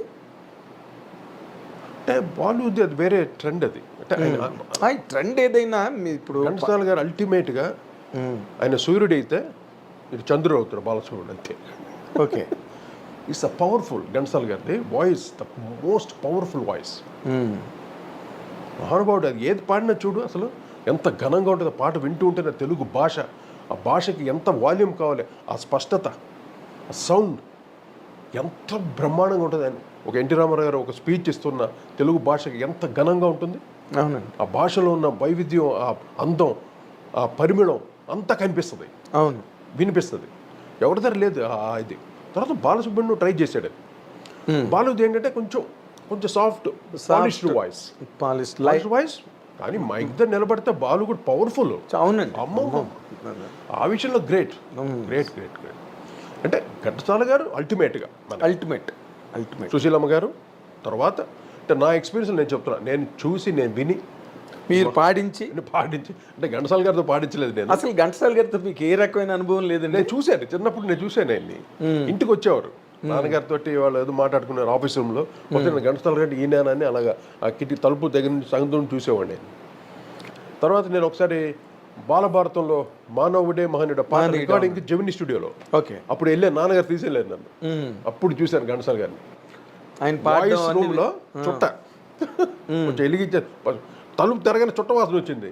ఏంటని చూస్తే ఆయన చుట్ట కొంచెం పీల్చి, అంటే ఆ వాయిస్ గరగర ఇది రాకుండా, అదే కప్పం గట్ట రాకుండా ఒక 2 పఫ్ఫులు లాగి అప్పుడు పాడతాడు. ఏం పాడాడు ఆ పాట, మానవుడే మహనీయుడు. ఏం వాల్యూమ్ ఆ పాట. అమ్మో, అసలు ఆయన ఇప్పుడు ముందరున్న చిన్నదాన్ని అందమేమో పాడారు నాన్నగారు మ్యూజిక్ డైరెక్టర్లో. అసలు మామూలుగా మీరు చూడండి, ఆయన ఘంటసాల గారు సుశీల్ గారు పాడిన పాటలు అన్నిట్లో కూడా ఘంటసాల గారిదే స్టార్టింగ్ నోట్ అవుతుంది, అవును, చరణం. ఎందుకంటే ఆ సాంగ్కి అంత మంచి ఓపెనింగ్ వస్తుంది. ఎందుకంటే బ్యాక్గ్రౌండ్ అంత లౌడ్ అయ్యి వచ్చిన తర్వాత డ్రాప్ అవ్వకూడదుగా. ఆయన స్టార్ట్ చేస్తే మళ్ళీ ఆ ఈక్వల్ గా ఉండదు వాల్యూమ్. అదే ఆ ముందరున్న చిన్నదాన్ని పాట కానీ అదే సరే. ఇంకా ఆత్మీయులు ఎచ్చటి నుండి వీచను, ఎచ్చటి నుంచి అప్పు చేసి పప్పుకోడు. ఏం పాటలు అంటే అంటే నాన్నగారు ఆయనకి వాళ్ళకి మంచి కాంబినేషన్ అది. మంచి అంటే నాన్నగారిది కొంచెం నేజల్ వాయిస్, ఈయన గమకాలు ఎక్కువ పలుకుతాయి. అవునండి. ఆయనది భారీ వాయిస్ ఘంటసాల గారిది భారీ. కొన్ని పలకకపోయినా ఆయన ప్రాక్టీస్ చేసేవాడు. ఈయన ఇచ్చిన స్వరం ఏది మిస్ అయ్యేవాడు కాదు. అవును, వాళ్ళిద్దరు అంత అది that is a pure music, you know. Pure music, pure people. They are very pure people. Pure అందువల్ల అంత గొప్ప పాటలు ఇప్పుడు చరిత్ర కాదు కదా. దానిలో బాలభారతంలో ఆ పాట ఒకటిను, మానవుడే మహనీయుడు ఒకటి, తర్వాత ఇంకో సాంగ్ ఉన్నా సార్ గుర్తురాట్లేదు. ఆ 2 పాటలు అప్పుడు పెద్ద హిట్ బాలభారతంలో. అసలు ఆ 2 పాటలే లైఫ్ సినిమాకి. ఇప్పుడు ఘంటసాల గారి తర్వాత రామకృష్ణ గారు వచ్చారు. రామకృష్ణ గారు ఎంతైనా కొంచెం ఆయన ఛాయలోనే ఉండేది, ఘంటసాల గారు లెవెల్లోనే ఉండేది. అంటే నేను ఒప్పుకోలేను సార్. మీరు ఫ్రెండ్స్ అందరితో నాకు ఈ డిస్కషన్ కొన్ని పాటలు చాలా బాగా పాడాడు. అందాల రాముడు ఈ పాటలు. I tell you one thing sir, I have a very strong intense feeling. ఆయన మంచి గాయకుడే, నేను కాదంటలేదండి. But he was thrusted upon the industry. Yes, అంటే అప్పట్లో ఘంటసాల తర్వాత ఎవరు లేరు. బాలు గారికే రికార్డింగ్ లేక శారద సినిమాలో కోరస్లో పాడాడు విజయ గార్డెన్స్ లో. నాకు బాలు గారి డైరెక్ట్ గా చెప్పారు రికార్డింగ్ లేవు. మీకు తెలుసు, ఎందుకంటే మీరు అక్కడ ఉన్న పుట్టి పెరిగిన వ్యక్తి కదా మీరు. ఇప్పుడు రామకృష్ణ గారు ఏంటంటే ఇంకా డెస్పరేట్, ఇండస్ట్రీలో ఇంకొకరు పాడడానికి లేకపోవడం. బాలు గారు ఎప్పుడు అల్లరి పాటలు పాడుతూ హుషారైన పాటలు పాడుతూ వెళ్ళడం, దానివల్ల రామకృష్ణ గారు అనే గాయకుడికి ఒక స్పేస్ దొరికింది ఆ టైంలో. బట్ మీరు బాలు గారు ఘంటసాల గారిని కనుక కంపేర్ చేస్తే that voice does not stand anywhere. ఎవరిది? రామకృష్ణ గారు. అవును, అది కరెక్ట్. నేను లెట్ us be frank, ఎందుకంటే పక్క ఘంటసాల గారిని పక్కన ఉండేది వాయిస్, బాలుది సపరేట్ వాయిస్ కదా. పక్కగా కూడా లేదండి, పక్కగా కూడా లేదు. ఎందుకంటే ఆ వాల్యూమ్ ఎక్కడ, ఆ మెలోడీ ఎక్కడ, అసలు అకారం ఘంటసాల గారు పలికినట్టు ఏ గాయకుడైనా పలకగలడా? అకారం టాప్లోకి వెళ్ళినప్పుడు కానీ మిడిల్లో కానీ ఆయన పాడితేనే ఆ పాటకి ఒక రూపం అండి, స్వరూపం అంత రిచ్గా ఉంటుంది. ఘంటసాల రిచ్గా ఉంటుంది. అది ఆ తర్వాత జేసుదాస్ దగ్గర ఉంది ఆ voice richness, voice rich, grandeurness. ఒక కిషోర్ కుమార్కి ఉంది, మొహమ్మద్ రఫీకి ఉంది. అవును, తర్వాత బాలుకి కంపారిటివ్లీ వాళ్ళకు ఉంది. తర్వాత బాలు లాస్ట్గా. బాలు గారు ఇంకా is a master of singing. ఎందుకంటే మాస్టర్ ఆఫ్ సింగింగ్ ఎందుకు అయ్యాడంటే ఆయన మొదట హిందీ పాటలు పాడాడు అందరిది. కిషోర్ కుమార్ది, మొహమ్మద్ రఫీది ఎక్కువ, మొహమ్మద్ రఫీది ఎక్కువ పాడేవాడు, రఫీ గారిది. అది కాకుండా ఇంకా మన్నాడేది అన్ని రకాల పాటలు పాడేవాడు హిందీ. అవును, పాడి తర్వాత తమిళ్లు టిఎంఎస్, పిబి శ్రీనివాస్, బాలమురళీకృష్ణ ఈ పాటలన్నీ ఆయన పాడేవాడు. బాలమురళీకృష్ణ గారిది ఆర్కెస్ట్రాల్లో పాడి, కచేరీలో పాడు, ఎన్ని రాటు తెలిపాడు. అందువల్ల అన్ని రకాల వాయిస్ ఉంటుంది ఆయనలో. ఆయన ఒరిజినల్ క్లాసికల్ పాడుతున్నాడు అనుకో, సడన్గా బాలమురళీకృష్ణ గారు వచ్చేస్తారు అక్కడ, కనిపిస్తుంది ఆయన గమ్మకాల్లో. ఇప్పుడు హుషారు పాట పాడుతున్నాడు అనుకో, కిషోర్ కుమార్ కనిపిస్తారు, కిషోర్ కుమార్. కొన్ని మెలడీస్ పాడుతున్నాడు అనుకో, మొహమ్మద్ రఫీ కనిపిస్తాడు. అవును, ఇన్ని రకాల వర్సటైల్ వాయిస్. వర్సటైల్ వాయిస్ ను ఘంటసాల గారి వాయిస్ లాంటి వాయిస్ కాకపోయినా అది అల్టిమేట్. ఘంటసాల గారి అల్టిమేట్. బాలు గారిది ఆఫ్ కోర్స్ ఠంగుమంటుంది, టాప్ లో కానీ లోగలో కానీ. బాలు కూడా మంచి గొంతు, మంచి దగ్గరికి వెళితే ఈవెన్ ఆయన లాస్ట్ స్టేజ్ వరకు కూడా, అవును, బెడ్ లో ఉన్నంత కూడా, అంత ముందు కూడా పాడిన పాటలు కూడా ఎంత పంచి ఉంటుంది, డెప్త్. అవును. అంటే ఆయనకి పాట అంటే ప్రాణం, ప్రాణం అండి. పాట అంటే ఎంజాయ్ ఇంకా అంతే, ఎంజాయ్ చేస్తారు. ఇంకా జీవితంలో ఏది వద్దని పాట చాలు. ఎందుకు ఇప్పుడు మీరు అత్తో అత్తమ్మ కూతుర చేశారా, అల్లుడే మజాకలో అవును. విజయ్ గార్డెన్స్ లో రికార్డింగ్, రైట్? ఆ రోజు పాట అంతా అయిపోయింది, ఓకే చేసుకున్నారు. ఇంకా బాలుగారు కూడా బయటకు వచ్చి మళ్ళీ లోపలికి వచ్చారు. వచ్చి కొట్టి ఒకసారి లాస్ట్ బార్ ఒకసారి మళ్ళీ రిపీట్ చేయమన్నారు. రిపీట్ చేయమంటే మీరు వెంటనే బాలుగారు వచ్చి అడిగితే ఇంకేంటి, మీరు ఎంతో ఎంజాయ్ చేసి మళ్ళీ దాన్ని రిపీట్ చేస్తే లాస్ట్ చరణంలో క్లోజింగ్ లో నా దిన్ దిన్నా నా దిన్ దిన్నా నా దిన్ దిన్నా అత్తో స్టార్టింగ్, అంతకు ముందు లేదు అది. తర్వాత మళ్ళీ బయటకు వెళ్ళి వచ్చి పాడారండి. దిరితానా ఏదో something like that, something like that. అది ఎందుకంటే ఆయన ఎంజాయ్ చేస్తాడని చెప్పడం కోసం చెప్పిందన్నమాట. పాటని ఇప్పుడు మీరు వెళ్ళిపోతే మీరు ఏమనరు కదా. ఎప్పుడు అంటే ఒక గాయకుడు అన్న తర్వాత మెకానికల్గా పాడకూడదు, ఏది నేను ఇచ్చిన ట్యూన్నే ఒప్పచెప్పకూడదు. అవును. So you must do some improvisation, is ఉండాలి పాటలో. ఈజ్ ఉంది. ఇప్పుడు మేమేం చెప్తాం సార్, ఇది మెగాస్టార్ పాట అంటే వెంటనే ఎక్కిపోద్ది. చిరంజీవి పాట అనగానే ఆయనకి అర్థం చేసుకుంటాడు, ఆ ట్రాన్స్కి వెళ్ళిపోతాం. కాకపోతే ముఠమేస్త్రిలో టైటిల్ సాంగ్ ఎవరు పాడతారండి? ఓయి రబ్బా అది ఎవరు పాడగలరా పాట? అసలు చిరంజీవి గారు అంటే అది ఒక వెళ్ళిపోద్ది ఆయనకి. ఆయన కూడా చెప్పారు, నా పాటలకి బ్రహ్మాండంగా యాక్ట్ చేసే ఒకే ఒక్క హీరో చిరంజీవి అని. డెఫినెట్ అంటే ఆయన అంత కష్టపడేవాడు చిరంజీవి గారు కూడా, అందువల్ల మేము అంత కష్టపడి చేసేవాళ్ళం. అవునండి. అల్టిమేట్గా ఆయన చేస్తాడని అంత కష్టపడతాం మేము. అది అంత సూపర్గా కష్టానికి ఫలితం దక్కుతుందని నమ్మకం. ఇప్పుడు అదేది జుమ్మనే తుమ్మెద వేట, దీంట్లో మెకానిక్ లాస్ట్ డ్రమ్ సాంగ్ అది ఎంత మెలడీతో పాటు ఆ బీట్ హెవీ ఆర్గనైజేషన్. అవును. బి గోపాల్ గారు, అరవింద్ గారు అప్పుడు పాత సినిమా ఉంది కదా చంద్రహారం, చంద్రహారంలో డ్రమ్ సాంగ్ ఉంటే చంద్రలేఖ నాన్నగారు చేశారు. అలా చేద్దామని ప్లాన్ చేశారు. మళ్ళీ ఆ అవకాశం మళ్ళీ మాకు రావడం గొప్ప విషయం. అయితే ఇప్పుడు ఈ ట్రావెల్లో ఇలా మీరు ముందుకెళ్తున్న దానిలో మీరు ఈ సినిమా ఏదైతే వెంకటేష్ బాబుది నువ్వు నాకు నచ్చావు, మల్లీశ్వరి, అరుంధతి అన్ని సూపర్ హిట్స్ ఇస్తున్నారు మీరు ఆ టైంలో.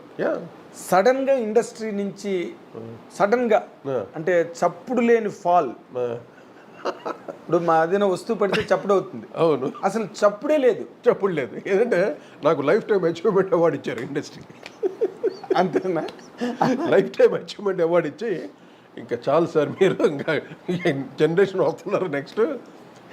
సి నేను అనదర్ 50 years చేయగలను మ్యూజిక్, అర్థమైందా? I can do any style of music. వచ్చినప్పుడు చేద్దామని నేను ఇప్పుడు అలాగే సార్. ఇప్పుడు నేను మనకున్న ఇంటిమెస్సీతో నేను ఈ మాట అడుగుతున్నా. అంటే ఇప్పుడు మీరు చెయ్యలేరని ఇండస్ట్రీకి ఏమైనా అనుమానమా? చెయ్యలేరా? ఎవరు చేయలేను మేము అన్నావా? మేము లేదా నీ స్టేట్మెంట్ ఇచ్చానా, అయ్యో ఇప్పుడు ట్రెండ్ ఆఫ్ మ్యూజిక్ నేను చేయలేను బాబు, నా దగ్గర రాకండి. I never did that. నేను ఎన్ని ట్రెండ్స్ ఆఫ్ మ్యూజిక్ చేశాను నేను. ఇప్పుడు నా గ్రాఫ్ మీరు చూడండి, ఎటువంటి వెరైటీ ఆఫ్ మ్యూజిక్ చేశాను. ఎలక్ట్రానిక్స్ తోటి, బీట్స్ తోటి, మెలడీ తోటి, ఎన్ని రకాలు. ఇప్పుడు తారక రాముడు అంటే దానికి ఒక స్టైల్ ఆఫ్ మ్యూజిక్, మల్లేశ్వరి అంటే అది ఫుల్ న్యూ ట్రెండ్ ఆఫ్ కూడా స్పానిష్, అన్ని లాటిన్ స్టైల్ యాడ్ చేసి అదొక స్టైల్ చేసాం. అన్ని ప్రజలకు రీచ్ అయిందా లేదా? మామూలుగా కాదు. అంత రీచ్ అయినప్పుడు అంటే నేను జనరేషన్ వస్తుంది, యంగర్ జనరేషన్ కమింగ్, వచ్చినప్పుడు ట్రెండ్స్ కొత్త నీరు వస్తుంది కదా, అందరు కొంచెం అలా సర్లే కొంచెం గ్యాప్ ఇచ్చారు నాకు. కానీ నువ్వే కావాలి ముందు కూడా నాకు ఒక 2-3 years గ్యాప్ వచ్చింది. ఓకే, కంప్లీట్ గ్యాప్, అసలు ఒక సినిమా లేదు. నువ్వే కావాలి చేసిన తర్వాత మళ్ళీ గ్యాప్ 4 months, ఒక 5-6 months నో మూవీస్. తర్వాత వచ్చి పొలో నుంచి పడ్డారు మొత్తం. ఇట్స్ ఆల్ న్యాచురల్ ఇండస్ట్రీలో ఒక సక్సెస్. మరి ఇప్పుడు మీరు సక్సెస్ లో ఉంటున్నప్పుడే I'm still in limelight. You think that you are in limelight? yes, still I am in limelight. సినిమా చేయాల్సిన అవసరం లేదు, నా music so more than that. అంటే చూస్తూ వింటూ ఉంటాను. See, I got more stuff on that, you know. ఇంకా ఉంది నా స్టఫ్.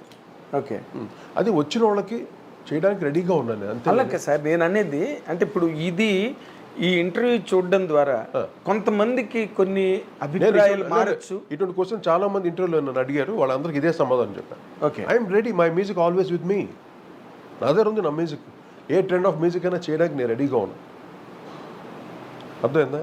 ట్రెండ్స్ కాదు, ఎన్ని ట్రెండ్లు చేశాను నేను. ఇప్పటికి నేను చేసిన సాంగ్స్ ట్రెండింగ్స్లో ఉన్నాయి. ఇంకా రూపు తెర మస్తానా కానీ, ఒక అందం హిందోళం కానీ, ఇప్పుడు ట్రెండింగ్స్లో ఉంది. అటు అమలాపురం అని, బావలు సయ్యా అని, this all in trendings still. ఇప్పుడు ఏ సంగీత జరిగినా ఏ ప్రోగ్రామ్ ఈ పాటలు పాడకుండా ఎవరు ఉండరు. ఓకే, అంటే నేను ఇంకా లైమ్ లైట్లో ఉన్నట్టుగా ట్రెండింగ్. అంటే ఇప్పుడు డైరెక్టర్స్, కొత్త డైరెక్టర్స్ వచ్చిన వాళ్ళల్లో ఎస్, ఇప్పుడు మీ కమ్యూనికేషన్ గ్యాప్ కానీ లేకపోతే జనరేషన్ గ్యాప్ కానీ అలా కదా నాన్న. ఇప్పుడు how do you analyse this? చూడు, నేను ఇండస్ట్రీకి అందరికీ తెలుసు, ఎంత కొత్త డైరెక్టర్ వచ్చినా వాడు నా పాటలు వినే వచ్చి ఉంటాడు కదా. ఎవడైనా నా మ్యూజిక్ వినే కదా వచ్చి ఉంటారు ఎవరన్నా. అవునండి. వాడికి అంత మాత్రం ఉండదు, అబ్బా సరే కోటి కదా చేయొద్దాం, వాడికి అనిపించలేదు. దాన్ని మనం ఏం చేస్తాం? అంతేనా? దానికి కరెక్ట్ అయిన డైరెక్టర్ కావాలి. That's what I'm waiting. ఒక మంచి సబ్జెక్టు డైరెక్టర్ వచ్చాడు అనుకో, మ్యాక్సిమం మనం ఇవ్వగలం. అది అంటే నేను ఇంకొక మాట కూడా మిమ్మల్ని ఒక ముందడుగేసి ఇంకొక క్వశ్చన్ ట్రై చేస్తాను. అడగండి. అంటే మీ వైపు నుంచి మీకు మీ తప్పిదాలు కానీ లేకపోతే మీ పొరపాట్ల వల్ల ఏదైనా మీరు ఒకసారి వెనక్కి తిరిగి చూసుకుంటే. అంటే నేను కోపిస్తే, అంటే కొంతమంది అంటారు నేను చూడడానికి కోపిస్తోళ్ళ ఉంటాను. నేను ఐఎమ్ రిజర్వ్డ్గా ఉంటాను. అంటే నేను అడిగితే ఈడ్చి గోపాలు కొడతాడని భయపడతారు కొంతమంది. అది ఉందండి, అది అన్నట్టుగా ఉండొచ్చు కదా. నేను రిజర్వ్డ్గా ఎందుకు ఉంటానంటే నాకు ఒక డిసిప్లిన్. నాకు ఎవ్రీథింగ్ నా అట్మాస్ఫియర్ చుట్టూ డిసిప్లిన్ ఉండాలి. లేదు మీ సిస్టమేటిక్గా అల్లరి చిల్లరగా చూసావు కదా అప్పట్లో ఆర్కెస్ట్రాతో ఎలా ఉండేది. థియేటర్కి నేను రాగానే ఎంత కామ్గా ఉండేవారు. నా కార్ ఎంటర్ అవుతే ఒక్కొక్కరు ఎంత అలర్ట్గా ఉండేవారు. మీరు చూసారు అంత. నేను చూసాను. అలా కాదు, నేను అంత అలా ఉండాలని కాదు. నేను కొంచెం ఒక పద్ధతి, నాది స్ట్రిక్ట్ పద్ధతి. అంటే మారుతున్న తరాలతో పాటు మీరు మారలేకపోయారా? అలాగేం లేదమ్మా, అలాగేం లేదు. అంటే మీరు మ్యూజిక్, మీరు ఇందాక అన్నట్టుగా మీ పాటలు వినే ఇండస్ట్రీకి వచ్చిన వాళ్ళే లాస్ట్ 10 years చూస్తే డెఫినెట్గా.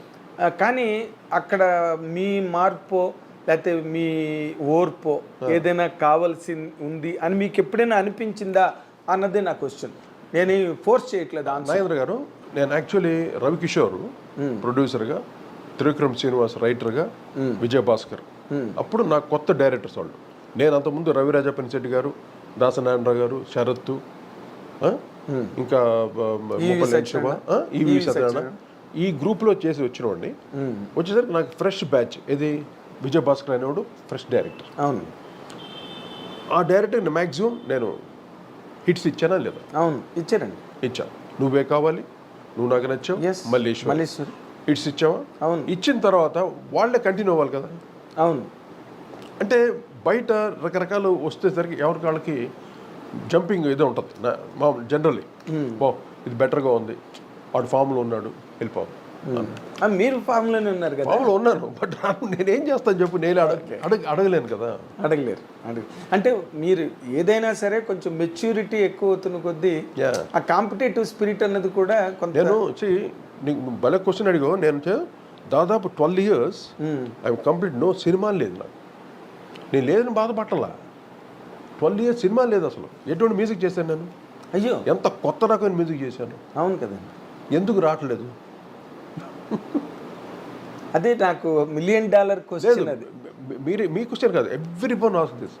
ఆడియన్స్ కూడా ఏంటి సార్ మీరు రావట్లేదు సార్, ఏంటి సార్, ఏంటి జరుగుతుంది ఇక్కడ? సరే రావాలేమో, ఆ టైం రావాలేమో మళ్ళీ. ఓకే, మళ్ళీ ఆ టైం వస్తుంది, దున్నుతాం, ఏముంది. అదే అంటే మీరు ఎప్పుడు, నేను ప్రిపేర్డ్గా ఉంటాను ఎప్పుడు. ప్రోగ్రామ్డ్గా ఎప్పుడు ప్రోగ్రామ్డ్, ప్రిపేర్డ్. ట్రెండ్స్ కానీ మంచి సబ్జెక్ట్ కావాలి డైరెక్టర్. అంటే ఈ మధ్య మీరు వచ్చే ఏమైనా సబ్జెక్టులు బాగులేవు అని చెప్పి వదిలేసిన అలాగే. అంటే చిన్న సినిమాలు వస్తున్నాయి అంటే వాటికి ఎంత చేసినా కూడా అదే రీచ్. అవునులేండి, కంచిగారుడి సేవ. అట్లీస్ట్ కొంచెం ప్రూవ్డ్ హీరోస్ అన్న వస్తే. అంటే నాన్న ఇప్పుడు ఏంటంటే ట్రెండ్స్ ఎలాగుందంటే ఒక సక్సెస్ ఎవరిని ఇచ్చారనుకో ఆటోమేటిక్గా అటు వెళ్ళిపోతాం. అది న్యాచురల్. అది అఫ్ కోర్స్. ఇప్పుడు హీరోస్కి అది కాదు. ఇప్పుడు ఇదే చిరంజీవి గారు, బాలకృష్ణ గారు అందరూ they all old, they become old. అవును. కానీ వాళ్ళు మళ్ళీ ఒక ట్రెండ్ తెచ్చుకున్నారు, రివైవ్ అయ్యారు. That's really great. అది ఇంపాసిబుల్, ఎవరికి దక్కదు. అది ఎవరికి ఏ ఇండస్ట్రీలో లేదు, తమిళ్లో లేదు, కన్నడలో ఎక్కడ లేదు, హిందీలో కూడా లేదు. ఒక్క తెలుగులోనే మళ్ళీ వాళ్ళు. నేను ఎప్పుడైతే చూసాను నువ్వే కావాలి వచ్చింది కదా, నువ్వే కావాలి తర్వాత ఇంకో కొన్ని సినిమాలు new trend of youth youngsters, youth films వచ్చినాయి. అవును, అన్ని హిట్. నువ్వు ఒకటి. అవును, నువ్వు మన రామచంద్ర గారి త్రివిక్రమ్ శ్రీనివాస్ కాంబినేషన్ అవన్నీ. నువ్వే అది నేను చేసింది. నువ్వు అని ఆర్పి పట్టాకి మ్యూజిక్ చేసేది, అది సూపర్ హిట్. అది అది సూపర్ హిట్ సినిమా. అదేలేండి. అప్పుడు ట్రెండ్స్ మారుతుంది మిలీనియం ఇయర్లో కరెక్ట్గా. నేను అనుకున్నా అబ్బా ఇప్పుడు తమిళ్లాగా ట్రెండ్ మారిపోతుంది ఇక్కడ కూడా, మొత్తం యంగ్ హీరోలు వచ్చేస్తారు పాపం, ఇంకా పెద్ద హీరోస్ కొంచెం అని అనుకున్నాను. వీళ్ళు మొత్తం ఇలా తిప్పి రాయించారు. Really great. మరి చూడండి మన వాల్టర్ వీరయ్య ఏంటి, బాలయ్యది ఏంటి, ఎస్ అదేది ఎన్ని రకాల సినిమా చేస్తారు Balakrishna. Great great sir, it's a great moment, చాలా గ్రేట్ మూమెంట్. కానీ అది మ్యూజిక్లో మాకు దొరకలేదు అది. ఇప్పుడు హీరోస్కి వెంటనే చేంజ్ వచ్చింది కదా, అలాగే మాకు కూడా వస్తే మనం ప్రూవ్ చేసుకోవడానికి. అంటే అందరి హీరోలకి రాలేదు, ప్రూవ్ కాదు, ఆల్రెడీ ప్రూవ్డ్ చేయాల్సిన అవసరం లేదు. అంటే ఎప్పటికప్పుడు కొత్తగా ఉంటుంది మా మ్యూజిక్ అనేది, ఎక్కడ ఆగదు సంగీతం అనేది, అది ఫ్లో వెళ్తూనే ఉంటుంది. అంటే నాకు ఈ ఇంటర్వ్యూ ద్వారా మిమ్మల్ని అభిమానించే దర్శకులు కానీ, మీకు బాగా దగ్గరైన నిర్మాతలు కానీ, వీళ్ళందరికీ ఒక ఇదే అనమాట. అంటే ఇప్పుడు నిజంగా వాళ్ళు వచ్చి మీరు, ఎందుకంటే చూడు నేను వర్క్ చేసిన డైరెక్టర్స్ అందరూ అవుట్డేట్ అయిపోయారు, కొంతమంది పోయారు, ఎవరు లేరు ఇండస్ట్రీలో లేరు. అవునండి. ఈవి సత్తాన్ అయితే రెగ్యులర్ నేనే. అవును, నాకు తెలుసు. ఒక దాసనారాయణ గారు ఒక ఆల్టర్నేటివ్గా ఏదో సినిమా ఆయన చేస్తుంటాను. కోడి రామకృష్ణ కూడా, కోడి రామకృష్ణ గారిది, వీళ్ళందరూ ఎవరు లేరే వాళ్ళందరూ. అందువల్ల ఇప్పుడు కొత్త జనరేషన్ వచ్చిన తర్వాత వాళ్ళు ఒక రకంగా ప్రిపేర్ అయి వస్తున్నారు. అదేలేండి. మ్యూజిక్ కూడా వాళ్ళ థాట్స్ తోటి వాళ్ళు రెడీ అయ్యి వస్తున్నారు, ఒక కంపోజర్ పెట్టుకొని. ఎవరు తంటాలు ఆడది ఇప్పుడు సక్సెస్ అనేది చాలా. ఎవరి పోరాటం వాళ్ళది, ఎవరు పోరాటం వాళ్ళది. ఆ పోరాటంలో వాళ్ళు ఇప్పుడు వెళ్ళి ఆయన తోటి ఎలాగా ఆయన చేస్తారా లేదా అని ఇది కూడా ఉంటుంది. అవునండి. అయితే మీరు ఇందాక అన్నట్టుగా నేను చేసిన డైరెక్టర్లు లేరు, నేను చేసిన కొంతమంది ప్రొడ్యూసర్స్ లేరు, అసలు మీరు కలిసి చేసిన రాజు లేడు చూడండి. అసలు ఎలాగనిపించిందండి రాజు? చాలా అది పెద్ద మిస్. అంటే మేము ప్రొఫెషనల్గా విడిపోయాము కానీ ఫ్రెండ్స్గా మేము ఎప్పుడు చిన్నప్పటి నుండి ఫ్రెండ్స్ మేము. అవునండి. ఒకే ఏరియాలో ఉండేవాళ్ళం చిన్నప్పటి నుండి. తేనంపేటలో మీ ఇంటి దగ్గరేనా? ఎదురుగుండా పోయిస్ రోడ్. మా ఇంటి ఎదురుగుండానే ఒక రెండో విద్య అన్నమాట రాజు ఇల్లు. నేను మీ ఇంటికి రెగ్యులర్గా వచ్చేవాడిని కానీ రాజు ఇంటికి ఎవరు వెళ్ళేవారు కాదు. నాన్నగారిని కలవడానికి రెగ్యులర్గా వచ్చేవాడిని నేను. ఏంటంటే రాజు కూడా ఎక్కువ బయటకు వచ్చేవాడు కాదు, అదొక సైట్. అతను కొంచెం ఇంట్రోవర్ట్ అండి. మీరు ప్రొడ్యూసర్లు అందరితో మాట్లాడడం అని, కానీ అతను ఎంతసేపు వెనక లోపల ప్రోగ్రామింగ్ లోనే ఉండేవాడు రాజు. అలాగా ఎప్పుడైతే వాడు అది చాలా షాకింగ్ అనమాట, చాలా షాకింగ్. నేను ఒక 20 days బ్యాక్ కలిశాను రాజుని ఒక ఫంక్షన్లో, ఒక ఆడియో ఫంక్షన్. మేము ఇద్దరు కలిసాం అక్కడ. తను కూడా వచ్చాడు, చాలా జోకులు వేసాడు, ఎంత నవ్వుకున్నాం, అన్నీ మాట్లాడుకున్నాం. All of the sudden 20 days ఇలాగ అనేసరికి షాక్ అయిపోయాను. హెల్త్ బాగాలేదంట ఆల్రెడీ, వాళ్ళ డాక్టర్ చెప్పారు. హెల్త్ ఆల్రెడీ ఒక 1 monthగా సఫరింగ్ సమ్ ప్రాబ్లమ్, అది హెల్త్ ప్రాబ్లం. ఆల్రెడీ బైపాస్ ఏదో అయింది. ఓకే. బైపాస్ అయిన తర్వాత కొంచెం హార్ట్ ఏదో ప్రాబ్లం అయ్యి కొలాప్స్ అయిపోయాడు. బాత్రూంలో వెళ్ళి పడిపోయాడు. బాగా మాట్లాడుతూ వెళ్ళాడు బాత్రూమ్కి, ఇప్పుడు వస్తాను వెళ్ళినోడు బాత్రూమ్కి వెళ్ళి కొలాప్స్ అయిపోయాడు. అదే చాలా షాక్. నేను ఊర్లో లేను, నేను కరెక్ట్గా అప్పుడు చెన్నైలో ఉన్నాను, సమ్ రికార్డింగ్ వర్క్ మీద వెళ్ళాను. ఇంకా నేను వచ్చేంత వరకు. కానీ మీ దగ్గర నుంచి విడిపోయిన తర్వాత నాకు అవన్నీ తెలుసు. మీకు తెలుసు మొత్తం మీరు విడిపోవడం, ఆ కారణాలు ఏంటి అవన్నీ. I don't want to get in to that. ఇప్పుడు ఇక్కడ ఆయన మీ దగ్గర నుంచి బయటకు వచ్చిన తర్వాత ఆయన కూడా రాముడు వచ్చాడని సిసింద్రి చేశారు, కానీ కుడ్ నాట్ ఎస్టాబ్లిష్ హిమ్సెల్ఫ్ అండి. ఏదో మీ ఇద్దరికి మధ్యలో తర్వాత మీరు సస్టైన్ అయ్యారు, టాప్ ర్యాంక్ మ్యూజిక్ డైరెక్టర్ అయ్యారు. అంటే దాన్ని ఎలా చెప్పాలి అర్థం కాదు. అంటే నేను చాలా హార్డ్ వర్క్ చేశాను. ఇప్పుడు వన్స్ విడిపోయిన తర్వాత ఎలా ఉంటుందంటే మళ్ళీ మొదటికి వెళ్ళినట్టు, ఎవడు వీడు దీంట్లో, ఎవరు దీంట్లో అని అదొక డౌట్ వస్తుంది అందరికి, ఇండస్ట్రీకి, టోటల్ ఆడియన్స్కి. అవును. ఇప్పుడు ఇద్దరు కలిసి చేస్తున్నప్పుడు పార్ట్నర్షిప్, ఎవడు మ్యూజిక్ చేస్తాడు, ఎవడు ఇది చేస్తాడు, ఎవడు వల్ల ఈ పాట హిట్, ఈ డౌట్స్ ఉంటాయి. ట్యూన్ ఎవరిది, బీట్ ఎవరిది, ప్లానింగ్ ఎవరిది, ఇన్ని ఉంటాయి. కానీ నేను ఇప్పుడు ఏం చేశాను, రాజ్కోటి అంతే. ఇది కోటి చేశాడు, రాజ్ చేశాడు, అది ఉండదు మా ఇద్దరిలో. నాకు I know personally very well. రాజ్కోటిగా మేము చేసాం, అంత అయిపోయింది. తర్వాత కోటిగా నేను చేసేటప్పుడు నేను చాలా హార్డ్ వర్క్ చేశాను. మళ్ళీ ఏంటంటే I got that knowledge, potential ఉంది, నాలెడ్జ్ ఉంది, మనం ప్రూవ్ చేయగలం, కంపోజ్ చేయగలం, మాస్ సాంగ్స్ ఇవ్వగలం, డెఫినెట్ హిట్ సాంగ్స్ ఇవ్వగలం, నా కాన్ఫిడెన్స్ ఉంది. కానీ నా రాజు పక్కన లేడు. నాకు అదేదో మిస్సింగ్ ఫీలింగ్ ఉండేది. నాకు మొన్నటి వరకు ఫీలింగే నాకు. అవునా? నేను ఇండివిజువల్గా చేసినా కూడా సక్సెస్ అయ్యాను నేను బాగా. అవును, మీరు టాప్ ర్యాంక్ అయిపోయారు. టాప్ ర్యాంక్ వెళ్ళిపోయాను. నెంబర్ 1 కదా. నా రాజు లేడే అన్న ఫీలింగ్ నాకు ఉండేది. అండ్ మళ్ళీ పిలుచుకోవాలంటే నాకు భయం వేసేది. అంటే అది భయం అంటే సెన్స్ కొంచెం కొన్ని నాకు కొన్ని కారణాలు అది లేకపోతే అది జరిగేది. చిరంజీవి గారు కూడా మీ ఇద్దరు కలిసి చేస్తానంటే నేను సినిమా చేస్తాను, ఇప్పుడే చేస్తాను అన్నాడు స్టేజ్లో. అది తర్వాత అనుకున్నాం, కానీ ఎందుకో నాకు భయం వేసింది.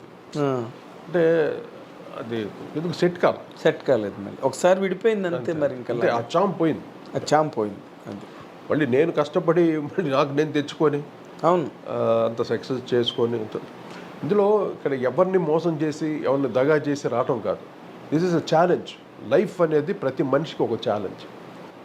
ఎవరు మోసం చేస్తే సక్సెస్ అయ్యే ఆర్ట్ కాదు కదా. ఆర్ట్ కాదు కదా, ఇది ఛాలెంజ్. ఇది ఎవరి కాడ నిలబడాలి. నాకేంటి మా నాన్న ఉన్నాడు వెనకాల, ఒక సాలు రాశారు కొడుకుని. నేను రేపు పండిత పుత్ర సుంటాను అనకూడదు కదా నన్ను. అదొక నాకు ఎక్కువ కసి ఎక్కువగా ఉండేది. మీరు అది దాటిపోయారండి? దాటే ఇదే దేన్ని అంటే ఆ ఫీలింగ్ లేదు. Yes I'm the son of doctor S Rajeswara. పండిత సుంటాను మటుకు ఇప్పటికీ నేను సుంటాను అనుకుంటాను. నేను అనుకుంటాను ఎందుకంటే ఆ మహానుభావుడితో కంపేర్ చేస్తాను. అదేలేండి, మహానుభావుడు ఏంటి ఓషన్. అంటే వాళ్ళు పాటకి రాగంలో ఆయన చేసిన రాగాలన్నీ నేను అదే చెప్పింది. ఆ రాగం పేరేంటి అని కనుక్కోవడానికి సాలు రాజేశ్వర సాంగ్స్ వింటే చాలు ఏం రాగం ఇది అని ఒక సర్ప్రైజింగ్ ఉండేది. అవును సార్. ఆయన కీరవాణి గారి నాన్నగారు ఆయనకి ఎందుకో ఈ తోటమాలి ఆ పాట చాలా ఇష్టం అంట. విప్రనారాయణలో పాట మా నాన్నగారిని వెళ్ళి ఏ రాగం గురుగారు ఇదంటే కీరవాణి రాగం అన్నారంట. అంటే ఆయన కొడుకు పుట్టినా కూతురు పుట్టినా కీరవాణి పేరు పెట్టదని కీరవాణి పేరు పెట్టారు ఆయన. వాళ్ళ ఫాదరే చెప్పారు, ఆయనే చెప్పారు. శివశక్తి దత్త మొన్న తనకి ఆస్కార్ అవార్డు ఏదో వచ్చినప్పుడు ఆయన చెప్తున్నారు అదే కీరవాణి పేరు ఎలా వచ్చింది అని. అలాగా రాగం పేరు పాటను విని అడగాలి, ఏం రాగం ఉండేది ఎంత అద్భుతంగా ఉంది. అది రాగం అంటే. అంతేగాని మన ఊరికి పేర్లు చెప్పేసి డబ్బాలు కొట్టేయకూడదు. అదే పెద్ద పాండిత్యం. కొంతమందికి అడక్క ముందే ఇది రాగం అని చెప్తారు. ఎందుకు? అవును సార్. సో మీరు ఈ రోజున ఒక సంతృప్తి అయితే మీకుంది. ఎస్ ఐ కెన్ క్లెయిమ్ నేను I'm the what you call, నేను వారసుడిని ఎస్ రాజేశ్వరరావు గారు. అంటే నేను ప్రూవ్ చేసుకున్నాను. ఎస్, కష్టపడ్డాను, ప్రూవ్ చేసుకున్నాను. ఆడియన్స్లో ఆ పేరు ఉంది నాకు, నాన్నగారు బ్లెస్సింగ్స్ ఉంది. ఇంకేం కావాలి? ఇన్ని ఉండబట్టే ఈ రోజున ఒక పక్కన తెలుగు సినిమా పాటకి ప్రపంచ వేదిక మీద ఆస్కార్ అవార్డు లభిస్తే ప్యారలల్గా ఇంకో వైపున మీకు ఆస్ట్రేలియాలో అది నాకు చాలా లైఫ్ టైమ్ అచీవ్మెంట్ అవార్డు. పార్లమెంట్లో వన్ ఆఫ్ ద సెనేటర్ వాళ్ళు, తర్వాత ఐక్యరాజ్య సమితి వాళ్ళందరూ వచ్చి వాళ్ళ చేతుల మీదుగా నాకు జరిగింది. అంటే తెలుగు అసోసియేషన్ ఇద్దరు కలిసి. అదేలేండి, ఎంత అద్భుతం అంటే నాకు అసలు నాకు ఏంటి ఇంత స్టేజ్కి ఇంత రికగ్నైజింగ్ ఎలా వచ్చిందని. అంటే తెలుగు అసోసియేషన్ వాడు మన రాజేష్ అని ఊపులాని తను నన్ను బాగా స్టడీ చేశాడు. బాగా ఒక రీసెర్చ్ ఇలా చేసి ఎన్ని సినిమాలు చేసి ఎన్ని పాటలు చేశాను ఎన్ని రీసెర్చ్ చేసి, కాదు మామూలుగా ఒప్పుకోరుగా వాళ్ళు. ఎలాగ అసలు పైగా ఫారిన్ కంట్రీ నాకు అదే అది ఆ అవార్డు తీసుకోగానే లైఫ్ టైమ్ అచీవ్మెంట్ అవార్డు ఇవ్వగానే నేను అంటే వేరే కంట్రీలో తీసుకున్నాను కదా, ఇది నా దేశానికి అంకితం చేస్తానని చెప్పేసాను. Dedicated to my country man అని చెప్పి జై హింద్. ఎందుకంటే ఫారిన్ కంట్రీ చేసినప్పుడు మన దేశం గురించి చెప్పాలి. ఎగ్జాక్ట్లీ. పైగా ఫారిన్ కంట్రీలో ఇదేదో నోన్ లాంగ్వేజ్ కాదు మంది కదా. ఇప్పుడు హిందీ అనుకోండి, it is more popular. World countries అన్నిట్లో హిందీ పాపులర్. తెలుగును కూడా ఇటాలియన్ ఆఫ్ ది ఈస్ట్ అంటారు. అలాగా తెలుగు అంతా రీచ్ అయింది పాటలు. తర్వాత నాతో అన్ని పాటలు పాడించుకున్నారు. అవునా? ఐక్యరాజ్య సమితి వాళ్ళు అంతా లేడీస్ వాళ్ళు దే ఎంజాయ్ ద సాంగ్. రూపు తెర మస్తానా, అందం హిందోళం ఈయన పాడాను స్టేజ్. అసలు బేసిక్ గా మీరు తపస్సులో పాడారు కదా. తపస్సులో పాడాను, గుర్తుందా పాట? తపస్సులో ఫస్ట్ నేను పాడింది కాలేజీ అదిరింది బాసు కన్ను కలరింగుతోటి. అది ఇంకొకటి చాలా ఫిలసాఫికల్ గా సాంగ్ ఉంటుంది తపస్సులో. ఇది కదా మెయిన్ గా హిట్ అయింది, మనో పాడింది. తళుకు మన్నది కులుకుల తార తరత తాన తరన. ఇది మనో పాడింది. దాంట్లో అన్ని పాటలు ఇట్టు మొత్తం తపస్సులో మంచి ఇట్లండి పాట. అప్పట్లో భరత్ అనే డైరెక్టరు ఫ్రెష్ డైరెక్టర్ అన్నమాట. Fresh director. చాలా కొత్తగా, అంటే మనకి పూరి జగన్నాథ్ ఎలాగా, రామ్ గోపాల్ వర్మ ఎలాగా, అలా అంత ఫ్రెష్ అనమాట ఇప్పుడు భరత్. అదే మీరు ఈ రోజున ఇక్కడ స్వరరాజేశ్వర నిలయం అని ఇక్కడ బోర్డు గట్టపెట్టి ఇక్కడ ఇల్లు కట్టుకుని మీరు మెడ్రాస్ నుంచి ఇక్కడికి వచ్చేసి సెటిల్ అయితే, బోర్డు పెట్టడం కాదు, అది నాన్నగారి పేరు, అది మీ చిరునామా. అది మీ చిరునామా, మీ ఇంటి పేరు అది. అంతే. మామూలుగా సర్నేమ్ వేరు, హౌస్ నేమ్ మాత్రం అదే. స్వరరాజేశ్వర నిలయం అని పెట్టాను, బ్రహ్మాండంగా పెట్టారు. ఫాదర్, నేను ఇద్దరిని చూశాను అలాగా. ఘంటసాల గారి అబ్బాయి రత్నకుమారు వాళ్ళ ఇల్లు ఉస్మాన్ రోడ్లో అమ్మేసిన తర్వాత మళ్ళీ పాతసారథిపురంలో విజయశాంతి గారి ఇంటి పక్కన మళ్ళీ ఇండిపెండెంట్ హౌస్ కొని రత్నకుమార్ ఘంటసాల అని బయట బోర్డు పెట్టాడు. అది నేను అతన్ని చూశాను, మళ్ళీ మిమ్మల్ని చూసా. ఇంకెవరిని అంటే ఫాదర్ పేరుని క్యారీ చేసిన వాళ్ళని నేను చూడలేదు ఇండస్ట్రీలో. మీరిద్దరు మాత్రం చాలా ఇష్టం నాన్నగారు అంటే. నాన్నగారికి నేనంటే చాలా ఎంత ప్రేమ అంటే, నేను ఎంత జూలైలో తిరిగినా కూడా నాకు ఆయన పక్కకి పిలిచి డబ్బులు ఇచ్చి నన్ను అంత ఇదిగా చూసుకునేవారు. సినిమాలు తీసినవారు నన్ను. అవునా? అంటే మీరు హ్యాండ్సమ్ గా ఉంటారని మీ మీద ఇష్టమేమో, అందుకే సబ్ ఇన్స్పెక్టర్ గట్ట చేయాలనుకున్నారు. ఎప్పుడు నేను పక్కనే ఉండాలి నాన్నగారు. కాకపోతే నేను అదేనా సార్, నేను ఇప్పుడు మొన్న మెడ్రాస్ వెళ్ళాను. నేను మీ తేనంపేటలో మీ ఇల్లు ఉందా?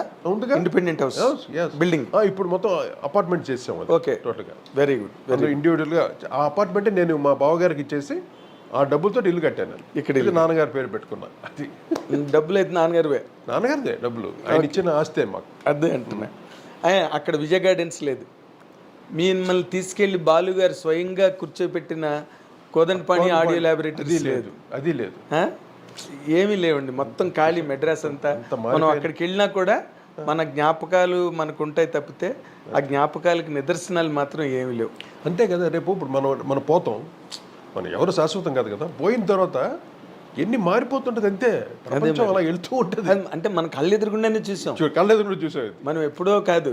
విజయ గార్డెన్స్ లేదు, ఏవిఎం లేదు, అన్నీ పోయినాయి.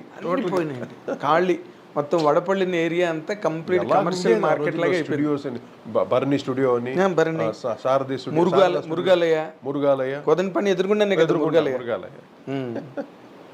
అన్ని మొత్తం మెడ్రాస్ అంతా కూడా క్లీన్. అటువంటి స్టూడియోలో వర్క్ చేసాం. ఎంతో మహానుభావులు ఎన్నో నేర్చుకున్నాం అక్కడ. అవును, ఆ ఎక్స్పీరియన్సే ఈ రోజు మనంతా.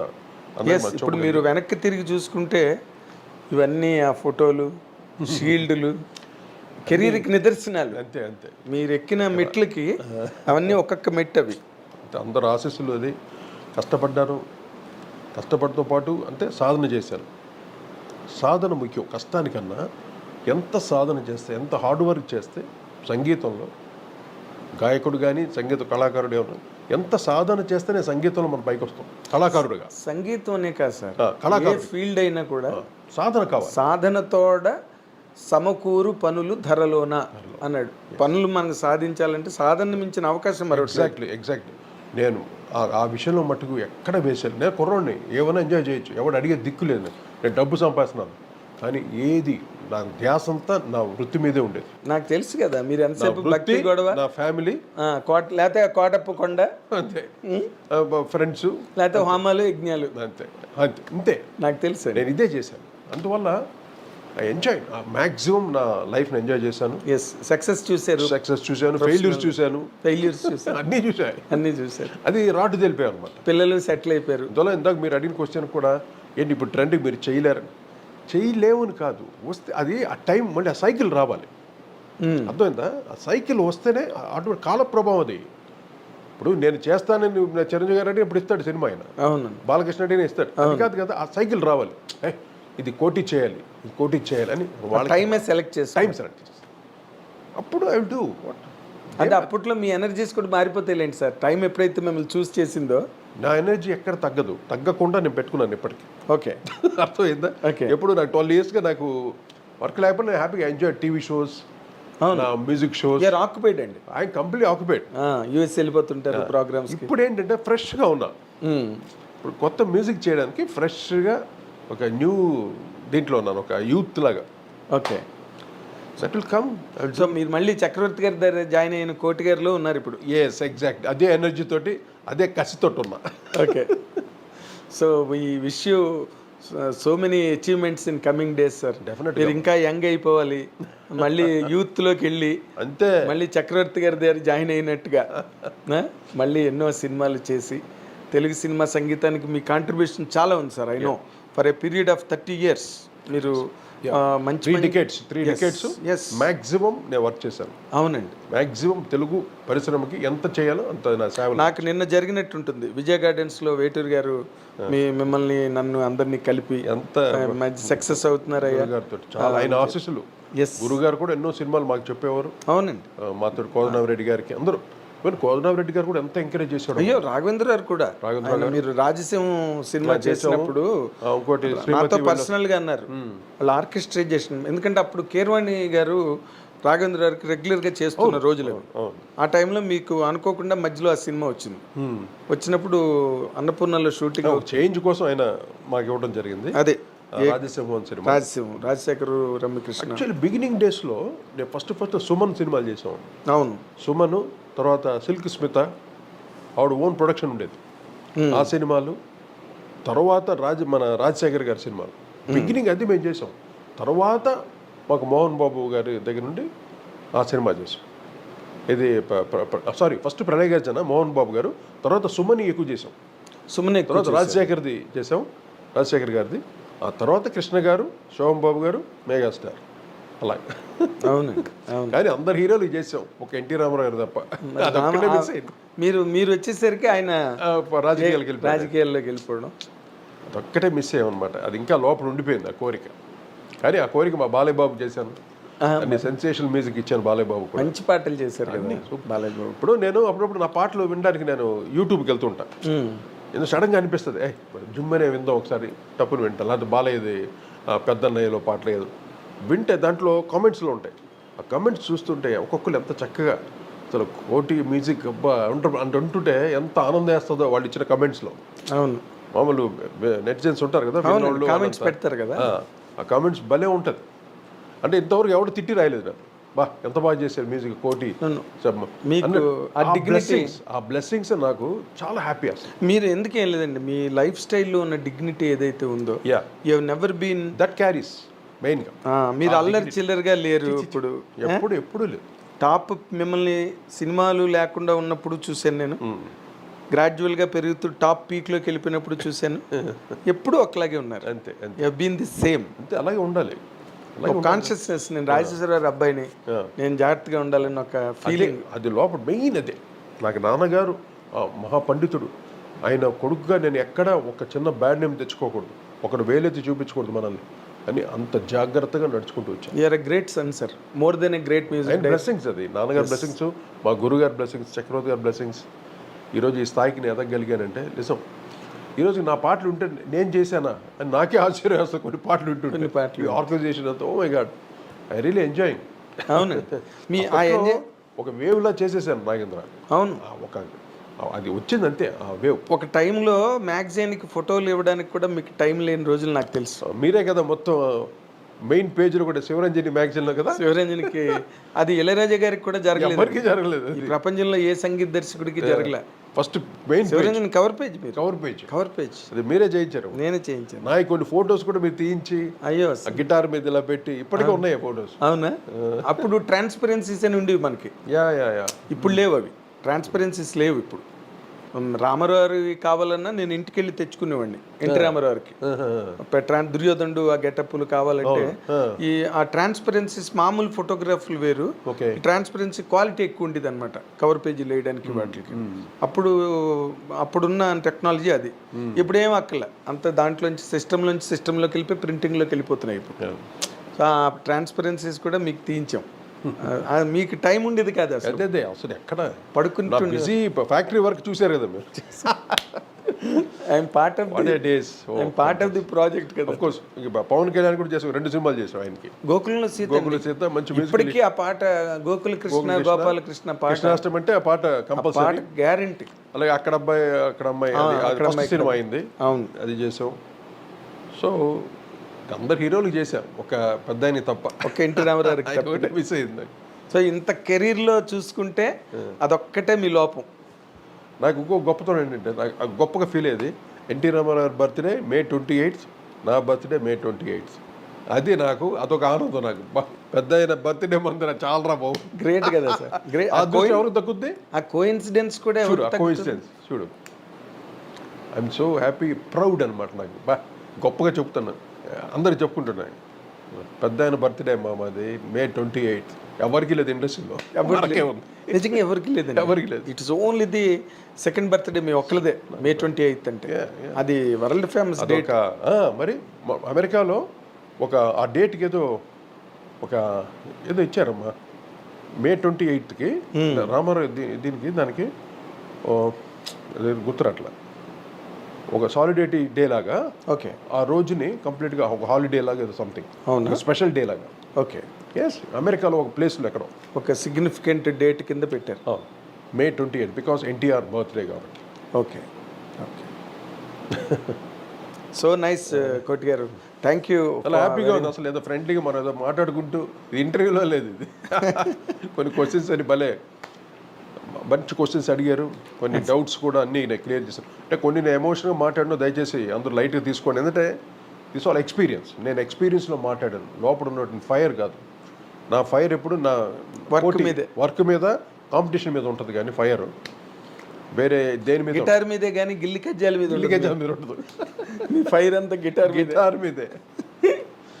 ఇప్పుడు హ్యాపీగా పియానో వాయించుకుంటూ అని ఈ పీరియడ్ని బాగా నేర్చుకుంటున్నా. ఇంకా ఆ రోజు నేర్చుకోవడానికి టైం లేదు నాగేంద్ర. నేను ఏం చేస్తాను, నేను complete classical western notation start చేశాను. బిఫోర్ కంపోజర్ అవ్వకముందు క్లాసికల్ గిటార్ స్టార్ట్ చేశాను. అన్నీ స్టార్ట్ చేస్తే సరస్వతి ఏం చెప్పిందంటే, రై చాలరా రారా నాకు ఎక్కి లోపడేసింది. ఏది చేయలేకపోయాను, బట్ నాకు క్రియేటివిటీ ఉంది. ఇది నాకు హెల్ప్ అయింది. నాకు 10 మంది ఉన్నారు నోటేషన్ రాసేవాళ్ళు అక్కడ, 10 మంది. అవును, నాకు తెలుసు. నేను అంటే టక్ టక్ టక్ రాసేవాళ్ళు. హనుమంతరావు ఉండేవారు కదా, హనుమంతరావు, రాధాకృష్ణ గారు, ఇంకా మహర్షి, అవును, చాలా మంది అసిస్టెంట్స్. కృష్ణా చక్ర ఎప్పుడైనా మందరు చేశారా? చేయలేదుగా. చక్రవర్తి గారి దగ్గర ఉన్నారు అక్కడెక్కడ. కృష్ణ గారు ఆయన ఒక గ్రేటెస్ట్ కండక్టర్ కృష్ణ చక్రలో. చక్కెర వచ్చి నాన్నగారి దగ్గర ఆయన హార్మోనిస్ట్, చక్రధర్రావు ఆయన పేరు. చక్రధర్రావు నాన్నగారి దగ్గర. ఆయన ఫాదర్ వచ్చి అంజయ్య గారిని తబలిస్ట్ ఆయన. ఓకే. నాన్నగారికి ఆయనే తబలిస్ట్, మల్లీశ్వరి ఇటుకంతా ఆయనే వాయించారు. ఘంటసాల గారి దగ్గర జట్సన్ నుండి, జట్సన్ గారు. ఇది చాలా పెద్ద సీనియర్ మోస్ట్ అంజయ్ గారు అంటారు ఆయన తబలిస్ట్. ఓకే. అంజయ్ గారు కొడుకే అనమాట చక్రధర్రావు గారు. చక్రధర్రావు. ఓకే. వాళ్ళు కృష్ణా చక్ర ఒకే సినిమా చేశారండి. అదే వియ్యాల వరకు అయ్యాలి, కళ్ళు లేవు. అది అదొకటి, వియ్యాల వరకు అయ్యాలి ఒకటి. వియ్యాల వరకు రెండు చేసి. అంటే చక్రవర్తి గారు ఎక్కువ ఫ్యాక్టరీ వర్క్ లా జరిగేది. చక్రవర్తి గారు చెప్పి ఇప్పించారు 2 సినిమాలు వాళ్ళకి. తర్వాత బిజీ అయిపోతే ఆయనకి ఇబ్బంది అయిపోతుంది కదా, మరి మళ్ళీ అంత వర్క్ చేసి అన్ని సినిమాలు ఒప్పేసుకుంటాడు ఆయన మమ్మల్ని. అంటే కృష్ణ చక్ర, రాజ్కోటి మేము చేయాలి. ఏడాదికి 80 సినిమాలు 90 సినిమాలు 40+ చేశారు ఏడాది సినిమా చక్రవర్తి గారు. అది అంతా 40+ చేయడం చాలా కష్టం. 48 సినిమాలు, సారీ 48 సార్ ఒక సంవత్సరంలో, క్యాలెండర్ ఇయర్లో. అమ్మ ఎన్ని అంతా అదొక ఎరా, గ్రేట్ ఎరా. మళ్ళీ అలాంటి ఎరాస్ మరి సినిమా ఇండస్ట్రీ మరి చూడదు సార్. అది మేము చూసాము, మీరు చూసారు, మేము చూసాము. ఇంకెవరికి లేదు, ఇంకెవ్వరికి అవకాశం రాదు, ఎవరు రాదు లేదు. అసలు ఆ లైవ్ ఆర్కెస్ట్రా, ఆ లైవ్ రికార్డింగ్స్ అవన్నీ చూసే యోగం, భాగ్యం ఎవరికి లేదు. అటువంటి లైవ్ చూసి గోల్డెన్ ఎరా చూసి వచ్చిన. అవును, అర్థమైందా? అవును సార్.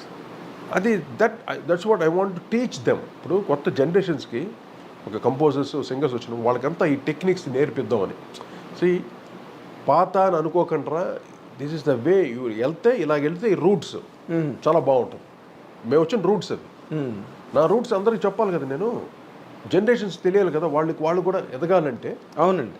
ఇక్కడ ఇందులో యాటిట్యూడ్స్ దగ్గర నుండి how to practise, how to do సాధన, ఇవన్నీ మనం అంటే తయారు చేద్దామని నాకు అదొక ఆలోచన. ఇది డెఫినెట్గా. అంటే మీరు దానికి ఒక you have to establish an institution. ఇప్పుడు చెప్తున్నాగా మీకు, చెప్తుంది రీచ్ అవుద్ది ఇది. Okay, definitely. ఏమైనా వస్తే మటుకు I want to teach them. మరి మా ఐ డ్రీమ్ ద్వారా చేయకూడదా? ఎలా? We will create a platform for you. Okay. అంటే the way of composition, background score ఎలా చేయాలి, దట్ రికార్డింగ్స్ ఎలా చేసుకోవాలి, that reaches the public or the students of music. Definitely I want to train them. నా experience నాతో పోకుండా అందరికీ అందుతే కొంచెం నేర్చుకోవచ్చు కదా ఏదన్నా. అదే మీ కాంట్రిబ్యూషన్ ఎగ్జాక్ట్. ఊరికే మీరు ఫ్రీగా ఓకే మీరు ఎప్పుడు ఫ్రీగా లేరు ఇప్పుడు నా దగ్గర ఇప్పుడు చిన్న వాళ్ళని పెట్టుకొని నేను వర్క్ చేస్తాను. ఎందుకంటే సీనియర్ కీబోర్డ్ ప్లేయర్ అంతా పెట్టుకొని నేను చిన్న వాళ్ళతో వర్క్ చేస్తే వాళ్ళని తయారు చేస్తుంటా. ఇప్పుడు నా దగ్గర ఇప్పుడు త్రినాథన్ ఒక కుర్రాడు చాలా ఎంఏజెస్ కుర్రాడు, ఇప్పుడు వాడు ఆల్మోస్ట్ తయారైపోయాడు. ఈజ్ డూయింగ్ రికార్డింగ్ కూడా. ఓకే అంటే నా టేస్ట్ వచ్చేసింది, the roundness, the recording quality, the bass, rhythm patterns ఎలా వేయాలని. అలాగే నాతో పాటు తేజాంజలి ఒక అమ్మాయి, తను she writes lyrics, she sings, she composes. 3 talent ఉన్న అమ్మాయి దగ్గర. వీళ్ళిద్దరు నాకు శిష్యులు. ఇప్పుడు 1.5 yearగా మేము వర్క్ చేస్తున్నాం. ఐఎమ్ డూయింగ్ ఆల్బమ్స్, కొత్త ట్యూన్స్ కానీ కంపోజ్ చేసి దాన్ని సెట్ చేస్తున్నాం. అలాగే నాకు ఇప్పుడు ఏంటంటే ఒక ఆల్బమ్స్ రూట్లో మళ్ళీ బయటకు వస్తే ఒక న్యూ వేవ్ తెల్లచ్చు. ఇప్పుడు సినిమా అనేసరికి సినిమా మీడియా అది వేరు, సాంగ్స్. ఆల్బమ్ అనేసరికి కొంచెం మన ఓన్గా ఒక న్యూ ప్యాటర్న్ ఏదైనా అనుకొని మనం చేయొచ్చు. అంటే లిబర్టీ ఎగ్జాక్ట్లీ. అలాగా ఆల్బమ్ని చేసి కొన్ని ఒక పాట విత్ విజువల్స్ చేద్దామని ఒక ఐడియా, దానికి ప్రిపేర్ అవుతున్నాను. ఆల్మోస్ట్ రెడీ అవుతున్నాయి అనమాట. Very good sir, very good. మీ ద్వారా ఈ సంగీత ప్రపంచానికి కానీ డెఫినెట్గా సినిమా పరిశ్రమకు కానీ మీ దగ్గర నుంచి ఇంకా రావాల్సింది చాలా ఉంది. నేను చేయవలసింది ఉంది, ఇండస్ట్రీ ఇంకా చేయాల్సింది ఉంది. ఇప్పుడు ఏది నన్ను తీసి పారేసారు కాదు, ఆ టైం వస్తుంది మళ్ళీ. I come. మీరు ఇందాక అన్నట్టుగా you are still energetic. I come and I will rule again. Very nice, very nice. ఇది బాగుంది. I will come again and rule. అంతే. అది మీకు చిరంజీవి గారే ఇన్స్పిరేషన్ లాగా. అంతే. ఆయన ఇప్పటి చూడు, ఇప్పుడే కష్టపడుతున్నాడు చూసా. చాలా. ఎవ్వరికి లేదా అంత. అయినా బాలయ్య బాబు కూడా ఎంత కష్టపడతాడు చూడ, డైలాగ్స్ ఈ ఏజ్లో. అంటే ఎన్ని సినిమాలు చేసేసారు, ఫైటింగ్లు. ఇది లేకపోతే చూడరుగా మళ్ళీ ఆ హీరోస్ని, మాస్ హీరోస్ వాళ్ళు. అవునండి. ఆ ఫైటింగ్ కావాలి, డ్యాన్స్ కావాలి, డైలాగ్ డెలివరీ కావాలి. ఎంత కష్టం ఒక హీరో అంటే. మేమేదో మ్యూజిక్ చేసి పారేస్తాం, వాళ్ళు ఎంత కష్టపడి డాన్స్ చేయాలి వాళ్ళకి, బీట్లకి. Physical fit. చిరంజీవి గారిని అయితే మోకాళ్ళు అరిగిపోయినాయి, నా మ్యూజిక్ వల్ల అరిగిపోయి ఉంటుంది మొత్తం, నా బీట్ల వల్లే. కానీ కష్టపడి చేసేవాడు ప్రతి పాట. యోన్ బాలయ్య బాబు గారిని ఓయమ్మ ఎంత కష్టపడి చేసేవాళ్ళు. ఒక ఛాలెంజ్ కింద, బా సాంగ్ ఇలా చేసాడు, కోటి రాజ్కోటి ఇలా చేశారు, ఏమో మేము చేయాలిగా అని అలా ఛాలెంజింగ్గా చేశారు. అవును సార్. ఈవెన్ రమ్యకృష్ణ గారు కానీ, ఈవెన్ అటు రాధా, అప్పట్లో మెయిన్ డాన్సింగ్ వీళ్ళంతా చాలా బాగా చేసేవారు. అవును, వాళ్ళంతా డాన్సింగ్ స్టార్స్ కదండి. ఇంద్రజ, రంభ ఏంటి, రంభ ఏంటి, నగ్మా కానీ లేకపోతే రోజా కానీ. రోజా ఇప్పుడు రోజా అంటే ఇప్పుడు పెద్ద పాలిటీషియన్ అయిపోయింది. ఆవిడెవరు ఇంకోటి మంచి మన తారక రాములో చేసింది అమ్మాయి, మంచి హీరోయిన్, మరి ఫ్యామిలీ ఓరియంటెడ్. సౌందర్య ఇటు ఆవిడది ఒక మంచి స్టైల్. ఆవిడ విజయశాంతి గారు. మీరు శత్రువు police they all wonderful dancers. అవునండి. వాళ్ళ ఇన్స్పిరేషన్. ఇప్పుడు మనం ఇంత కష్టపడి పాట చేస్తే వాళ్ళు వారం రోజులు విజువల్స్ చేయటం, డ్యాన్స్ నేర్చుకొని రిహార్సల్స్ చేసి ఆ డ్యాన్స్ మరి షూట్ చేయటం, పాటలు అంత హార్డ్ వర్క్ చేసేవారు అసలు ఆర్టిస్టులు కూడా. అవును. ఇప్పుడు ఎక్కడ ఉంది అంత డ్యాన్స్, అంత గ్రూప్ అయిపోయింది టోటలీ కదా. వేరే ట్రెండ్. సున్నాను ఎవరి గురించి ఏది చెప్పు, నో కామెంట్స్, అంతే. Only trend change. అంతే. అది సక్సెస్ అయిందా ఆ ట్రెండ్ వెళ్తూ ఉంటుంది. అంతేగాని ఎవరిని మనం విమర్శించడం లేదు. నో విమర్శలు, అసలు విమర్శలకి అవకాశం లేదు సార్. లేదు అసలు. మార్పు చేర్పు అంతే. మార్పు చేర్పు. కొత్త నీరు వస్తుంటుంది, ఇంకో నీరు వస్తుంది, మళ్ళీ పాత నీరు వస్తుంది. అంతే. బట్ స్టిల్ ఎన్ని మార్పులు వచ్చినా సరే మీలాగా స్టడీగా నిలబడి still you want to contribute something to. అది కావాలి అంటే స్టిల్, అంటే స్టడీనెస్ కావాలంటే ముఖ్యంగా నీ సాధన, నీ మ్యూజిక్ కన్నా కాండక్ట్ అనేది చాలా ముఖ్యం. కాండక్ట్, మన నడుచుకునే విధానం, అది చాలా ముఖ్యం. అదే ఎక్కువ కౌంట్ అవుతుంది. ఎస్. నీలో ఎంత టాలెంట్ ఉండొచ్చు, ఎంత గొప్పడని అవ్వచ్చు, నువ్వు పెద్ద నువ్వు పాట చేస్తే సూపర్ హిట్ అయిపోవచ్చు, సినిమాకి మంచి పేరు రావచ్చు. కానీ నీ యాటిట్యూడ్ మటుకు ఎప్పుడు జాగ్రత్తగా, ఎంత ఎదిగినా ఒదిగి ఉండటమే సక్సెస్కి కారణం ఇండస్ట్రీలో. ముఖ్యంగా ప్రధానమైన అక్కడ మట్టుకు మనం విరవీగం అనుకో, గల్లత్ అయిపోతుంది. అది కొంతమంది పిల్లలు తెలియట్లేదు. సక్సెస్ని చాలా జాగ్రత్తగా హ్యాండిల్ చేయాలి. కొంతమందికి తెలియదు. నేను ఎన్ని సక్సెస్ చూశాను, కానీ జాగ్రత్తగా హ్యాండిల్ చేసేవాళ్ళు. నాకు ఒకసారి కోపం వచ్చేస్తుంటుంది, వచ్చినా కూడా చాలా కంట్రోల్ చేసుకో, తప్పదు కొన్ని కదా. లూజ్ వర్డ్స్ చేయకూడదు. ఇప్పుడు సూపర్ హిట్ అవ్వచ్చు, మ్యూజికల్ హిట్ అవ్వచ్చు, నా వల్లే సినిమా హిట్, నా పాటలు హిట్ అంటే నేను ఫట్ ఇక్కడ. ఇవన్నీ ఉండకూడదు. సో ఎప్పుడు ఎంత జాగ్రత్తగా మనం మాట్లాడుతామో ఇదేంటంటే ఇంత మాట్లాడినా క్యారీ చేస్తారు ఇండస్ట్రీస్ అలా క్వైట్ కామన్. ఇప్పుడు ఇంకా ఫోన్లు గిల్లు వచ్చేసినాయి అన్నీ. మా నాగేంద్రకి ఎప్పటి 40 ఏళ్ళకి మనం ఆ పరిచయం ఉంది కాబట్టి నా నా నా సక్సెస్ చూసావు, నా డౌన్ఫాల్స్ చూసావు, అన్నీ చూసావు నువ్వు కాబట్టి. అవును సార్. మీకు ఇవ్వకపోతే మీతో మాట్లాడుతుంది ఎవరితో మాట్లాడుతాను చెప్పండి. I'm so privileged sir, really I'm so privileged really. So will continue our friendship personal and with our I Dreams for ever.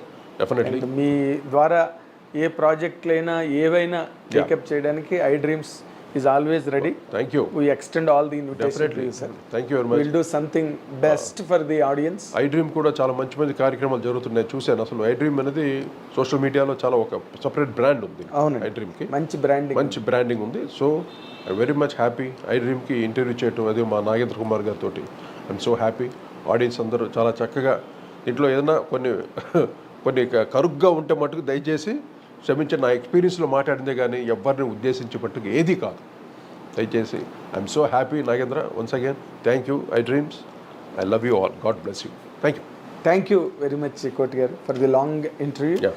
And this is what is experiences, opinions, అనుభవాలు, అభిప్రాయాలు, జ్ఞాపకాలు, అనుభూతులతో కూడిన ఇంటర్వ్యూని మీరు కూడా బాగా ఎంజాయ్ చేస్తారని ఎక్స్పెక్ట్ చేస్తూ మీ నాగేంద్ర కుమార్.